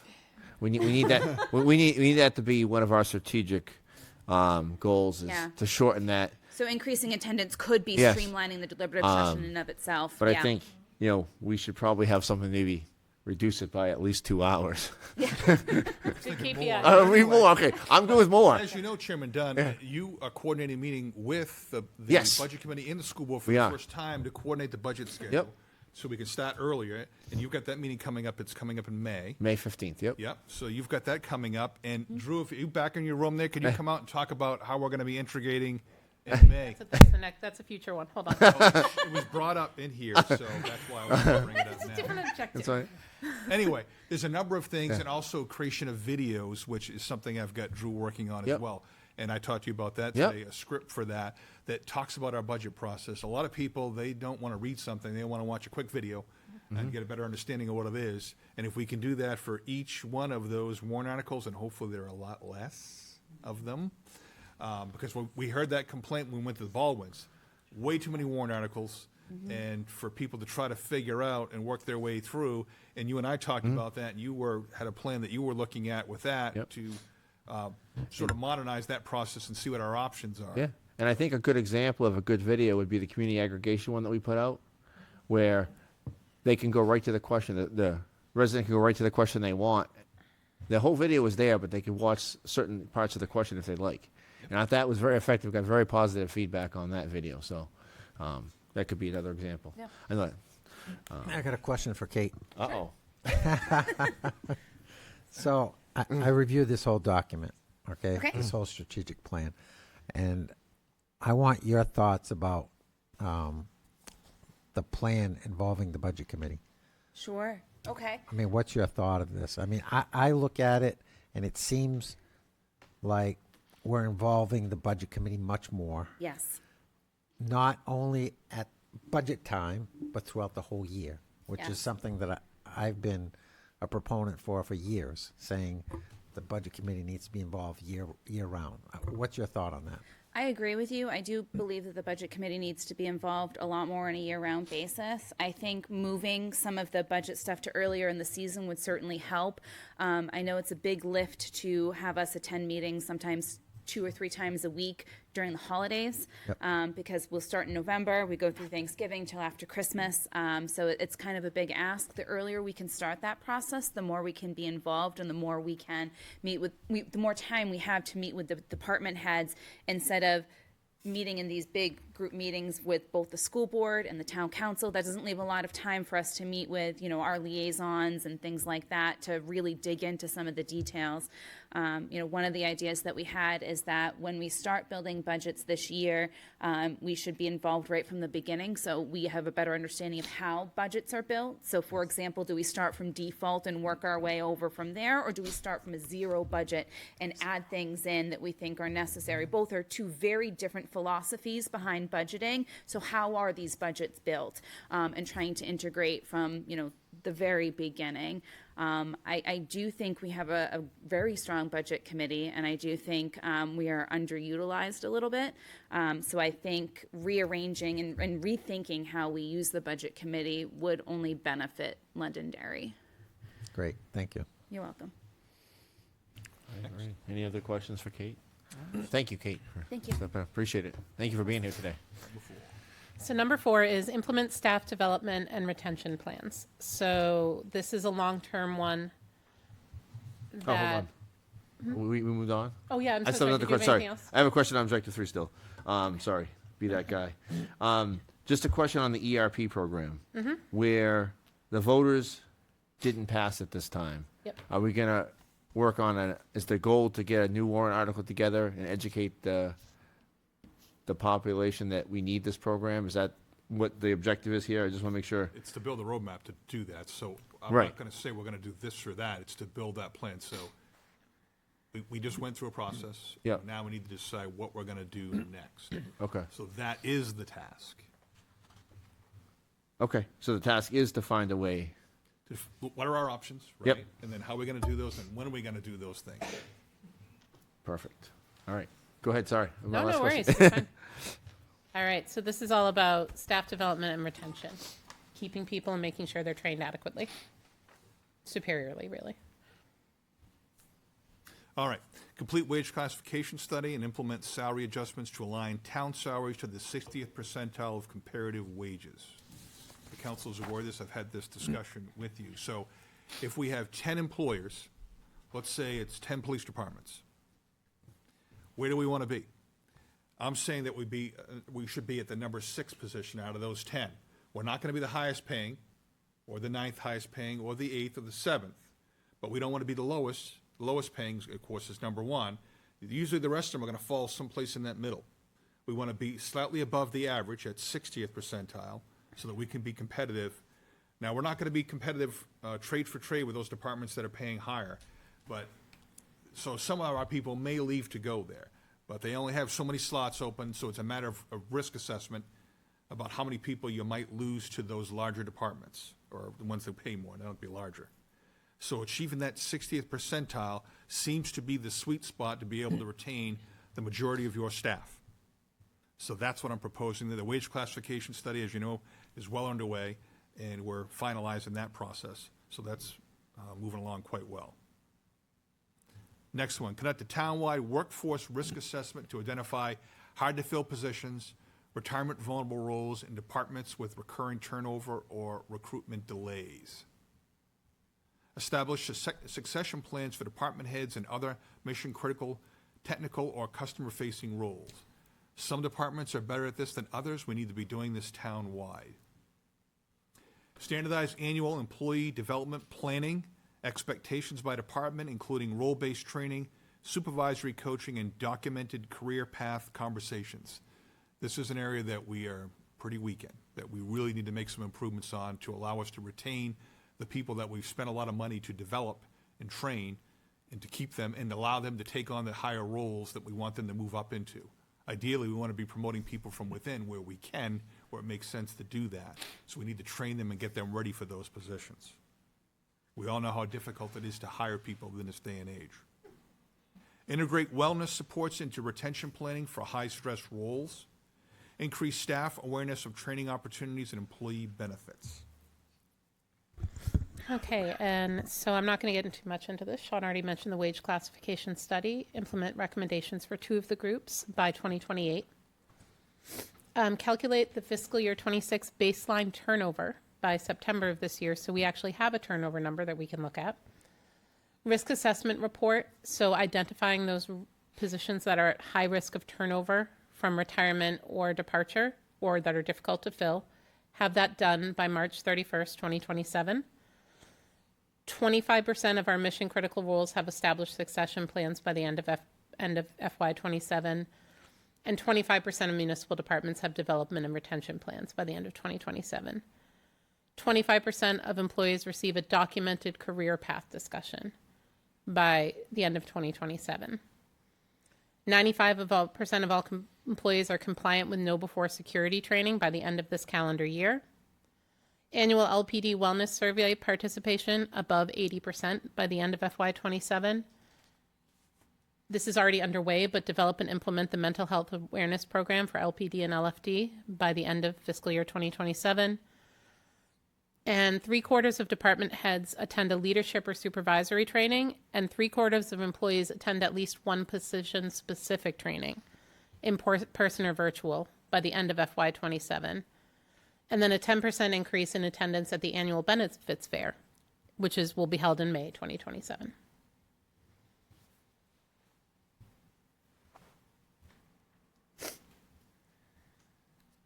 So with all of this new training that we're implementing, and not that I'm against it, that will affect that line in the budget, right? Maybe, sometimes, not always. Sorry, that was very... Sounded like a movie to me. But There are a significant amount of training opportunities that we get through our through the New Hampshire Municipal Association, through Primex, and through other professional associations. It's a benefit of having those memberships. Okay. When we talk about position-specific training, they have online webinar training. They have all kinds of trainings that are then recorded as a webinar, then passed on. So these are not necessarily big, expensive events that cost a ton of money. Emergency preparedness training, most of that is free. You don't have to pay for it, any of the FEMA type trainings, right? So it's a matter of increasing our awareness of who needs to be going through what training and getting them started on that process. It doesn't necessarily have to be an expensive one. So I know this strategic plan is focusing in on the employees right now, but as we talk about this training and the free training that's available, which I'm pro training, just so you know, I would love to see somewhere that we make that certain boards get trained in certain things, like the planning board should go through the state's planning training program. I mean, I just feel like, we're volunteers, we step up, and is that going to be somewhere in this strategic plan that those boards and committees also get added training? So, as you know, Chairman Dunn had me coordinate a right-to-know training, and we got a very large participation. These seats were all filled in here. I was very impressed. So you can't make people on boards or committees participate in training. You can ask them, you can make it available to them, which we're doing. And like I said, I was surprised with 51 people in this room from boards and committees, very surprised. So you've got a pretty good uptake with that. But as you indicated, they're volunteers, and they do have other things in their life. Right, I understand. We're lucky we get them to, be able to participate in the meetings they do, and it's a lot because they got to read materials and all that in advance. So we'll continue to provide those opportunities. But a lot of times, like the Budget Committee was never notified. There's a training session NHMA puts on every year about the budget process. Well, that's what I'm talking Right, about. but they were never notified of it. So we're going to be doing it. So it'll be coming up this fall. Right. So a lot of it's simply communicating. There's opportunities to do that. If you drive to Concord in your car, we will pay for the mileage back and forth. That's part of that process. Right. But they don't know any of that, and that's about onboarding members of boards and committees, which we don't do either. Right, and being volunteers, this does help them spend less time reading and investigating by taking these classes, because it's like you take this one class and you got all this knowledge. Now you don't have to research as much, so it does help them with their participation on these boards. So I'm happy that you're putting that out, and I know it didn't have to do with this, but Well, it does, but so it's about us communicating to them, which we are not doing a good job of, to boards and committees. This is what's available, and we can sign you up for it. And if there is a cost, we have obviously issued credit cards. We can pay for those because that's how you have to do it now. If there is a training cost for that, and then allowing them to go. So that, I think, if we try that and see how well that works, and what I saw from participation here, you've got some pretty good volunteers in this community. A lot of them will probably take advantage of that where they can. I think you'd see more knowing that they were going to get some education, even if it was just the process of the meeting, some education in the overall board that they're on. I think that would help them and encourage them more to step up, so you feel a little bit more comfortable. I mean, Sending out manuals, guidance documents to them, Yeah. which I don't believe was done before a lot, but at least getting those to them, online webinars and online training opportunities. So again, they don't have to travel. So those are tools that are available that we need to continue to do more of that. Yeah, I agree expand with you. Thank you. I just want to highlight the succession plans and succession roles. That's very, very important. If we haven't been doing that, we definitely need to do that as a town. It's critically important that we know who's gonna, because you never know when something's gonna happen. So I think that's something that I think we might even want to think about increasing the percentage on that, and maybe putting a little more focus on that, because I think that's really important that we have a succession plan, because you never know, someone could, be gone with a health problem immediately or something, or happen, and then if we don't have anyone to step into that role, I just think that's really, I'm speaking for myself here, but I think it's really important that we have that. So. He doesn't let me say in case I get hit by a bus anymore. It has to be in case I win the lottery, just so you Okay, know. okay. That's the angle. If you get hit by a bus, you have to still come to work, right? So. All right, awesome. Anything else on this one, or? Yeah, I go ahead. Go ahead. No, go ahead. No, go for it. I get one of just for everyone at home. You said integrate the wellness supports. Does that mean we're gonna put it under one group and have one wellness support, or are we gonna still have a group of different wellness supports, but kind of all? No, just better integrate it into Okay.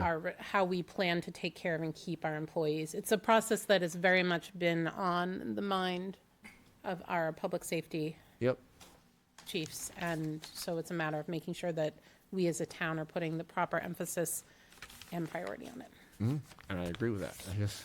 Go ahead, Dan. Sorry. No, I just wanted clarification on developing and implementing mental health awareness program for the LPD and LFD. Kim, do you want to? Just roughly what that is? Both chiefs, if you could just come up and talk about what you're doing in that area?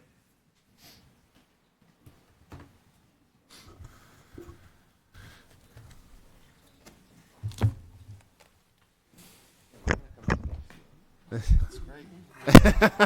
cute. I feel bad for you. Appreciate my company. I don't mind you at all. Briefly summarize Sure. what we're talking about. So, yeah, we've had a plan in place for several years now. We have local clinicians. We debrief after every casualty incident or what we like to call them like fatalities or things like that. We have people come in. We also do, they do sponsored checks with each other. Buddy checks, we want to call them. And we're also working on a program right now where we could incentivize them to come in once or twice a year and speak with somebody for an hour. They can talk about sports, they can talk about work-related incidences, or complain about me. Similarly, we have implemented, we're implementing this coming year, but we started 2 years ago. So we have 4 members, myself included, that are part of a CISM, or Critical Incident Stress Management team. We work with the police department, who also has a CISM team, and we kind of work with each other so that when we do have these incidents, we check in on each other. Through that program and through those certifications, we have the resources for clinicians to come in and hold debriefings. So like the chief said, any major incidents, I don't want to say just deaths, because we see a lot of deaths, but specific areas within that can be troubling. We do internal check-ins. We reach out, like for instance, things that have happened recently. We've reached out to the PD and said, "Hey, we're here for you," right? And likewise, they've done that with us, because we found that sometimes we don't want to talk to our own people, so we go next door, and there might be open to that. We've also implemented sending more members to those classes. And like the chief, we just signed up, and we have a clinician out of Bedford who has taken the Londonderry Fire Department on, and we are currently in the process of setting up those hour-long appointments for all members every year to, like the chief said, they can talk about the weather, they can talk about their problems, they can talk about sports, their dog, whatever they want, but they're given an opportunity, right? And what we've learned is that if you give somebody an opportunity who may be skeptical or resistant to wanting to talk about things that might be troubling them, when they have the opportunity, they actually take it.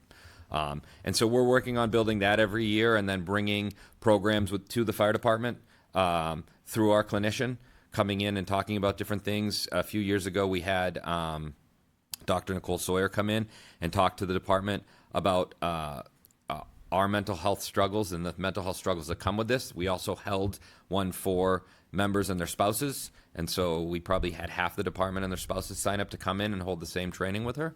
So those are the things we're working at and kind of trying to build on.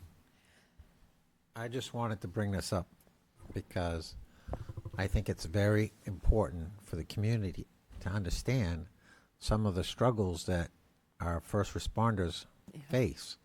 And I know that years ago, it was suck it up. You didn't complain. You didn't talk about it. You go to a situation where, a child has, mishandled a weapon and dies. It's good to have somebody that you can talk to. And I think it's great that you guys are doing that. All support. I'm 100% behind it. I think it's very important.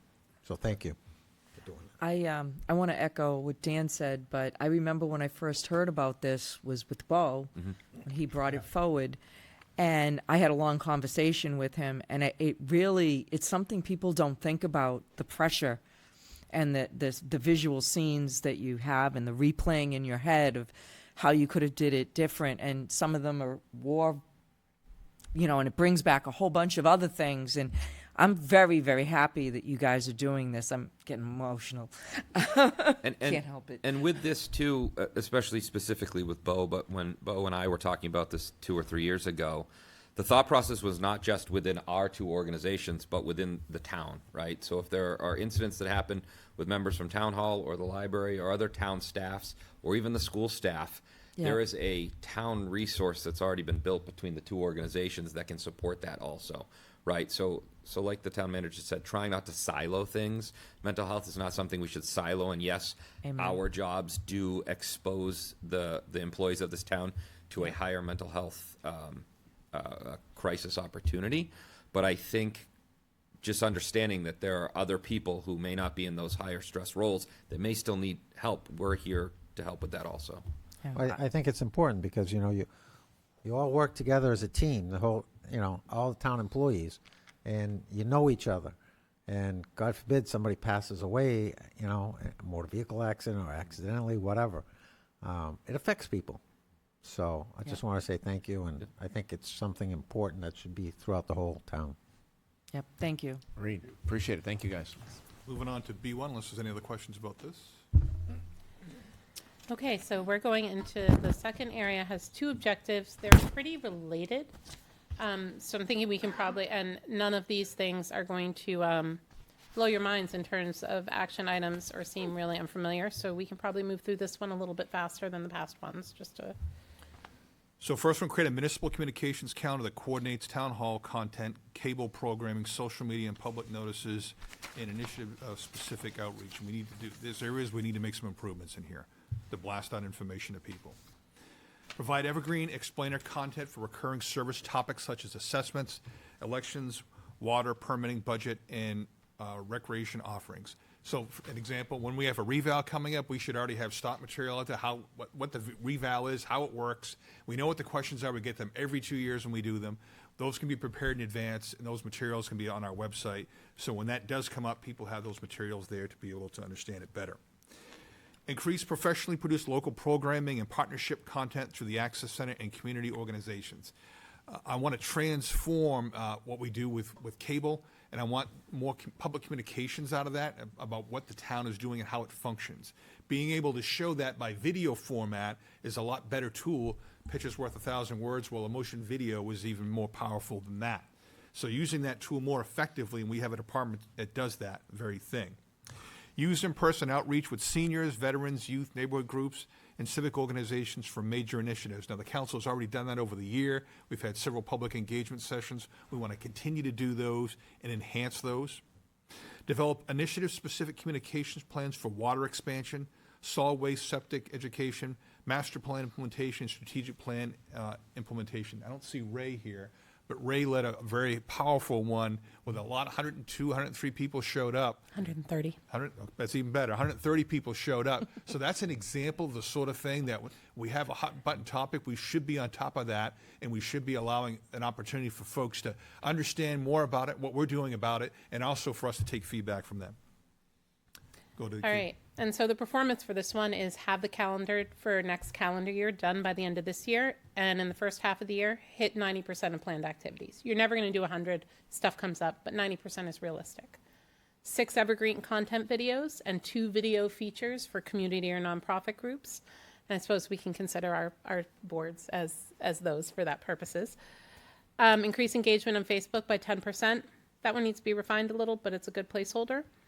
Hold at least 4 new public outreach or engagement events in the community. And when we're thinking about these, we're not just thinking about town halls. One of the things that came up when our conversations with assessing was outreach to like the Legion to talk about veterans benefits, right? Or, talking about the elderly exemption credits in 55 plus neighborhoods. And 50% of new projects have a communications plan developed at the same time as the project is developed.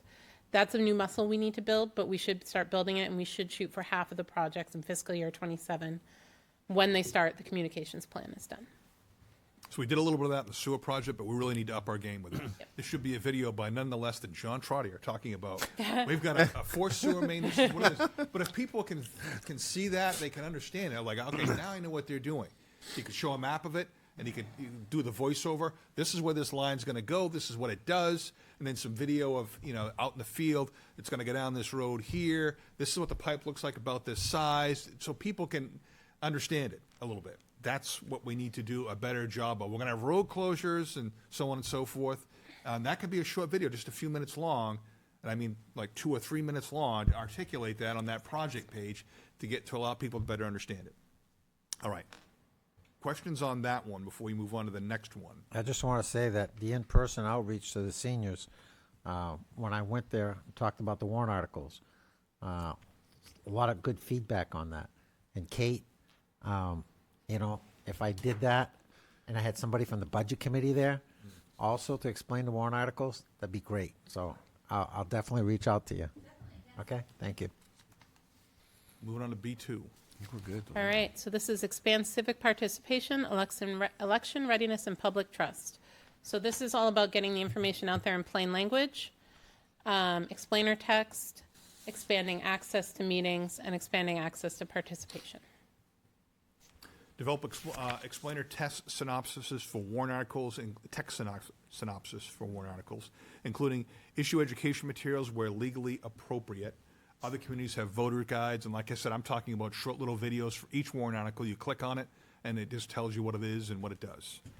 Expand hybrid or virtual meeting participation where feasible, and publish participation policies and workflow standards. We're going to be doing this. We're going to be doing an upgrade to this room in May, which has been planned for quite some time, to allow for virtual participation. And I want to do those for the events that I conduct in here so I can allow people to participate in that fashion. It'll be up to the council and the other boards and committees as to whether or not they choose to do that. But I plan to do that so I can allow the maximum amount of public participation in those community events that I run here. Okay. Create targeted engagement modalities for seniors, youth, schools, PTAs, and civic groups, including internships, ELO opportunities where appropriate. As you know, the fire department has one of those, which has been pretty successful. We want to expand those where appropriate.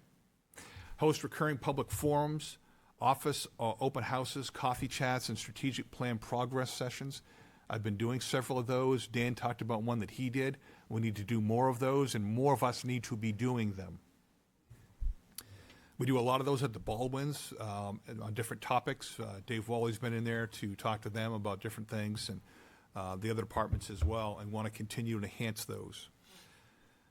Publish annual and periodic public safety and town clerk tax collector performance reports. Expand youth engagement and school-based outreach initiatives. Begin tracking response times to resident issues from initial contact to resolution. We have no data on pretty much any of those at this point. Write a policy on how to handle complaints against board members and elected officials. And Ron, that was one, Chairman Dunn, that's one you had requested. Go ahead. So 100% of warrant articles have explainer text accompanying them next year. Half of board and commission meetings held with hybrid teams participation available to the public by the end of next year. That one might need to be scaled down, but we'll see. Host 6 open house or drop-in events for the public. Publish quarterly statistical reports from LPD, LFD, and the town clerk on a centralized location. They do these things. We just want to pull them together. 100% of departments tracking response times to priority resident interactions by the end of fiscal year 27. 2 boards incorporate a youth member or liaison from Londonderry High School or of Londonderry High School resident of high school age by the end of fiscal year 27. And a board and appointed member complaint policy approved by the end of this fiscal year. The other thing you'll notice on this slide, at the end of this calendar year, you'll notice that on this slide, there's now a list of potential partners. These are the communities, these are the examples of people we'll reach out to help us partner with the community to reach these, to achieve these action items and key KPIs.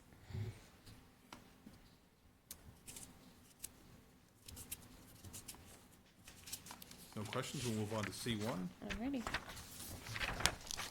So now we're moving into growth, land use, housing, and economic vitality. And the first one here is improve predictability, speed, and coordination in development review. So these are some pretty ambitious 3-year goals that start with the fiscal year 27 action items. Complete permit portal configuration, standardized comment sheets, review deadlines and intake requirements. Document pre-application guidance and business inquiry protocols for applicants and existing businesses. Strengthen coordination among all participants in design review. Integrate current use land use change tax notifications in the development review process. Review enforcement and inspection coordination to reduce rework and inconsistent direction. A lot of this came from Kelly in that department. Yep. Go ahead. Establish baseline, and this is where we're establishing baselines for average land use application review time, and then baseline error rate in permits and applications. Update all the web pages for all the relevant boards and departments related to design review and development review by the end of next fiscal year.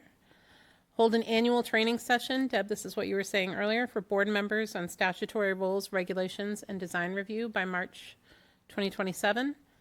Achieve 100% use of the new heritage review form for applicable cases by the end of this calendar year. Flowchart of design review process to include notifying assessing of a qualifying land use change event by the end of this year, and that's already in progress. And the assistant assessor trained in determining highest and best use of property, which is a land use change tax necessity, by the end of next fiscal year. Questions on design review? I don't, and again, this is some of these conversations we've been having for. Any questions on that? All right. Moving on to C2. Align zoning, housing, and growth management with infrastructure capacity and community character.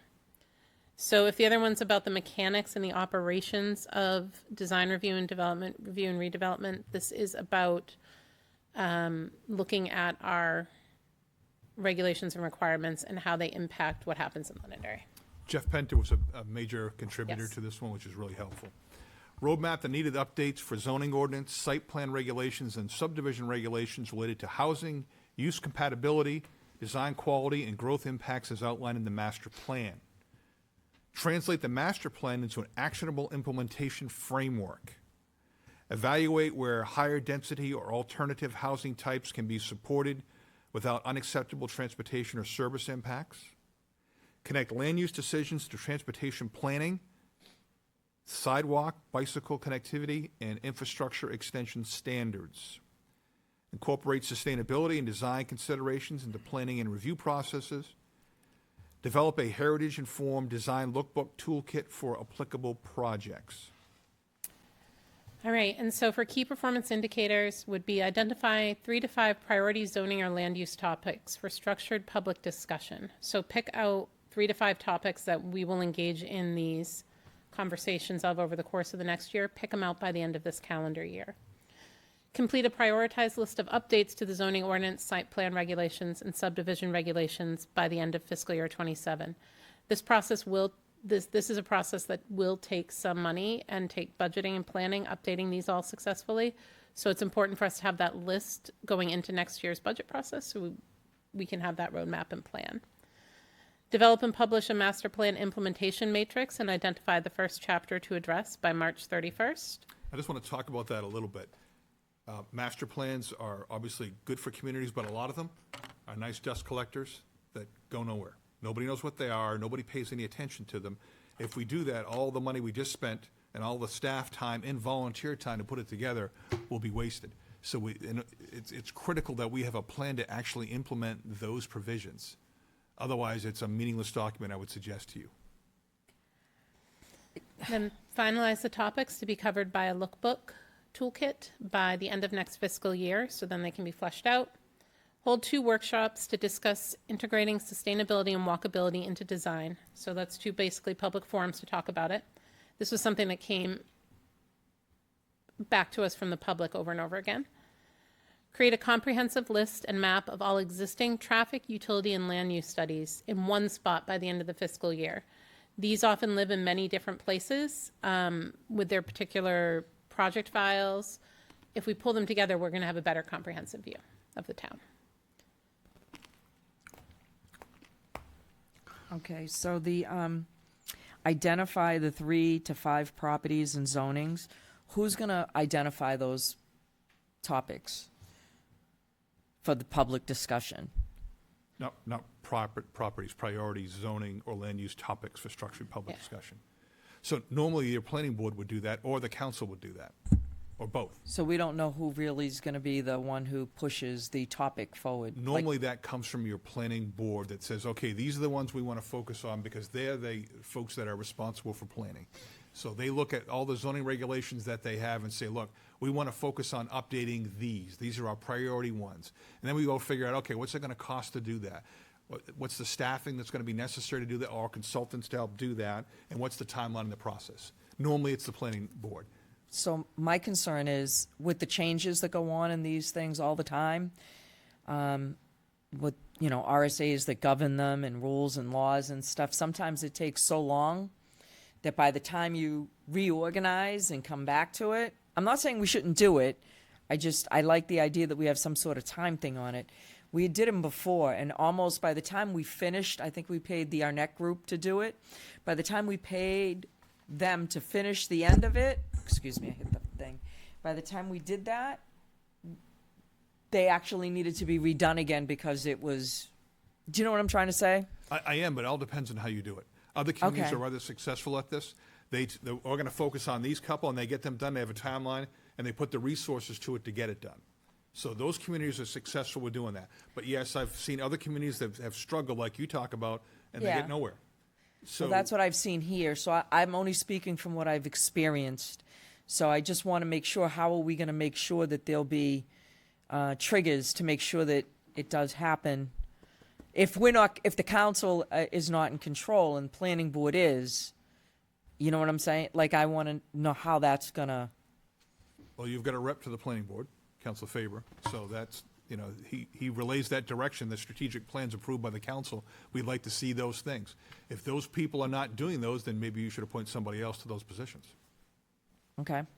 And then on the master plan, on our last one that we did so many years ago, 2013, I think, we had a whole implementation key in the back, and we actually had an implementation committee, and they were moving things forward. But then it was discontinued. How do you plan to, I mean, what's the thought process, I guess, to have this be more of an implementation? I understand it, and I agree with you. Because really the only people who use the master plan are the developers. When they come up, they go, but it's in your plan, and nobody knows. But, yeah. So, I mean, we've got a busy planning board. There's a lot of applications, and they're volunteers. I And understand. they do a lot of work. So you can only take small bites of this. Look at updating 1 or 2 zoning regulations a year, and then every year look at one chapter of the master plan. We're going to update it. Even though we just approved a new one, you should be looking at that one. And then by the time you get to the end, you're constantly, it's a living document. And you're only taking it small bites at a time, because they don't have endless amounts of time. And we don't have endless amounts of staff either to be able to support that kind of function. Right. But if you have a plan on doing that, you will make progress in keeping it live and active. And right now, that's a struggle, and we don't have a plan. That's Right. what this talks about. And again, Jeff Penta did a good job of outlining this, creating that matrix and a plan by which to do that. And I understood that. I just didn't know the details behind it. I mean, in concept, I like the ideas. I just didn't know how they were going to be pushed forward. Do you know what I mean? And stay on track. Yeah, and part of that is that development and publish the master plan implementation matrix. That's a decision that, making that decision, how you're going to move forward, that's actually part of the plan. How are Okay. we going to move it forward? That's step 1. Remember that baseline that we keep coming back to. How are we going to do it? That's part of this KPI right here. You've made a plan to do it. That's what will happen. Any other questions on this one? I think you're doing good. And we got the last one little for section tonight. left, and you did. All right. Yeah. We're only going over by a couple minutes. We can do this. Enhance economic development opportunities to strengthen Londonderry's economic identity. Nothing like ending with a, small one. So this is about identifying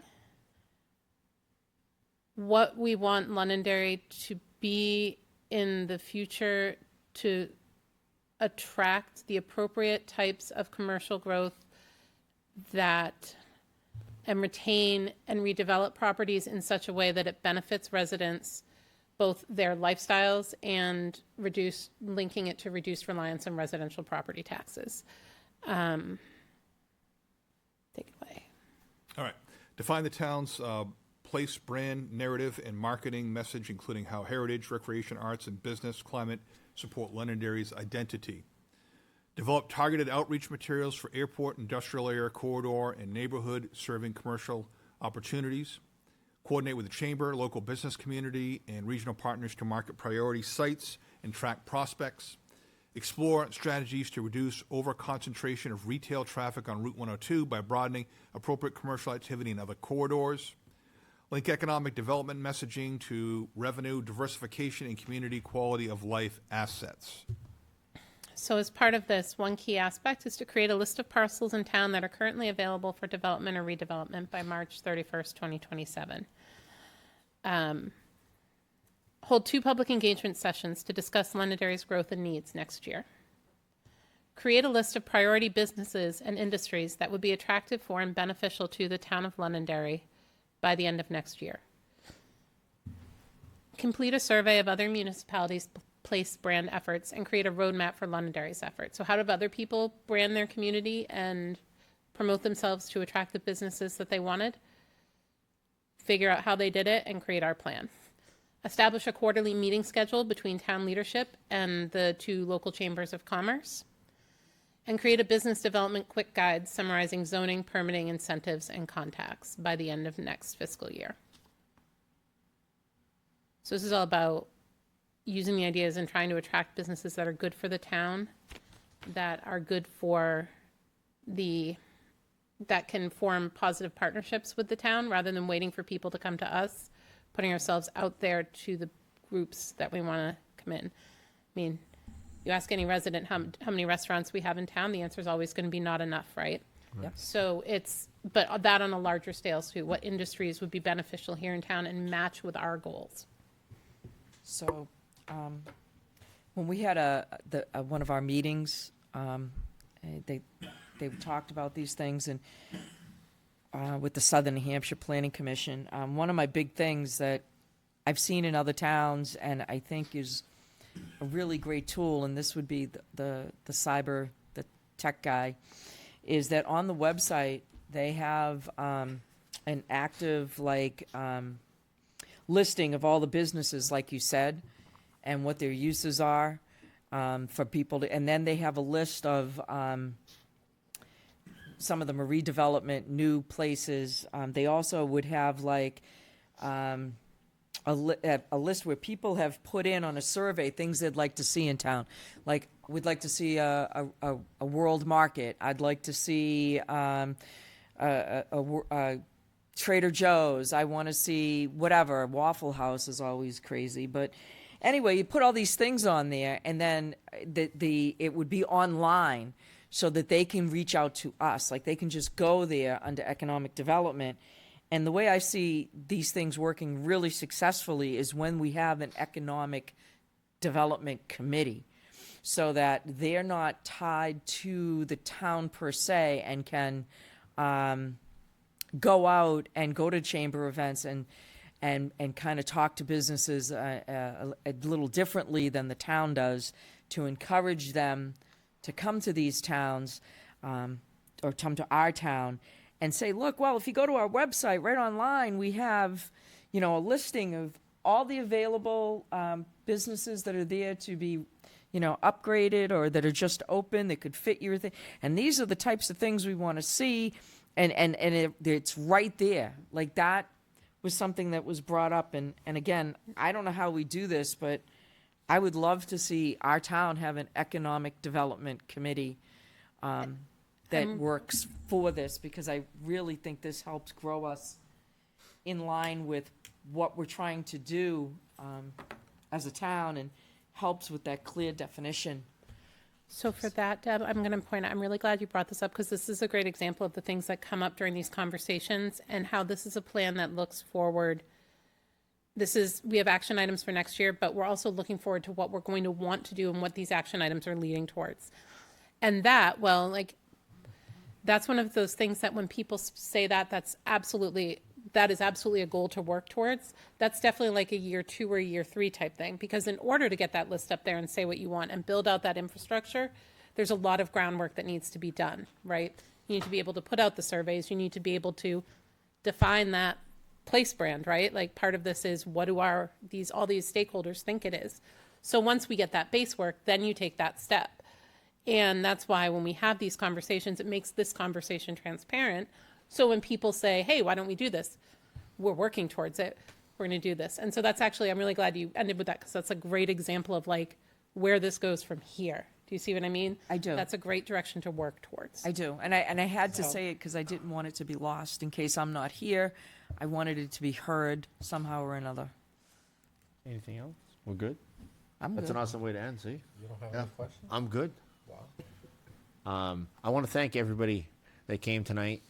Thank all the department heads for your time in attending and helping us, and thank the budget committee, everyone that came and helped us. We welcome the ideas, so we thank everybody for your time, and thank you for all your work you guys did to put this A lot together. of work. And it's much appreciated. So right now, we don't have any changes yet. So remember, between now and the next workshop, the idea is to make whatever changes you want to make to Yep. the draft plan.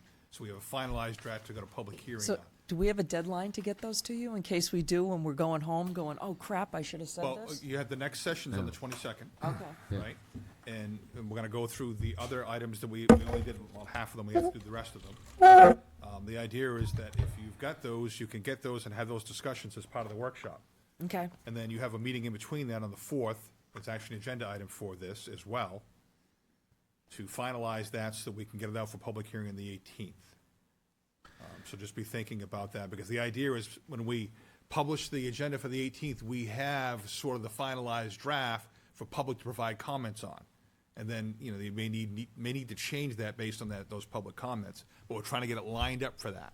So, the meeting on the 4th of May would be the date that you would hopefully finalize any changes we're gonna make in it. There's a number of items on that agenda, it's a regular council meeting, so, Okay. but that would be the last date to do that if we stay on schedule. And the public that's watching, they should be taking notes and putting their thoughts together for that May 18th, I think. But like anything else, we have a regular council meeting on the 20th. We have open to the public session, the beginning and the end. Yep. We have a council meeting on the 4th of May, and public comment at the beginning and end. People can comment then. The online form. They can use the online form or email you folks directly, call you on the phone, talk to you, because your constituents talk to you all the time. There's plenty of time in which to do that before we would hopefully finalize that plan and then kick off the budget cycle for the next year. Okay, That's the whole idea behind that. got it. Staff and board members who are here too, if you have any feedback based on what we've shown today, if you saw me put something on there and think I'm absolutely bonkers or have lost my mind, it's entirely possible. So please send your feedback on KPI's action items too as well. This is an evolution from both directions. So this is a group conversation. Thank you. Thank you. Thank everybody. you. Appreciate it.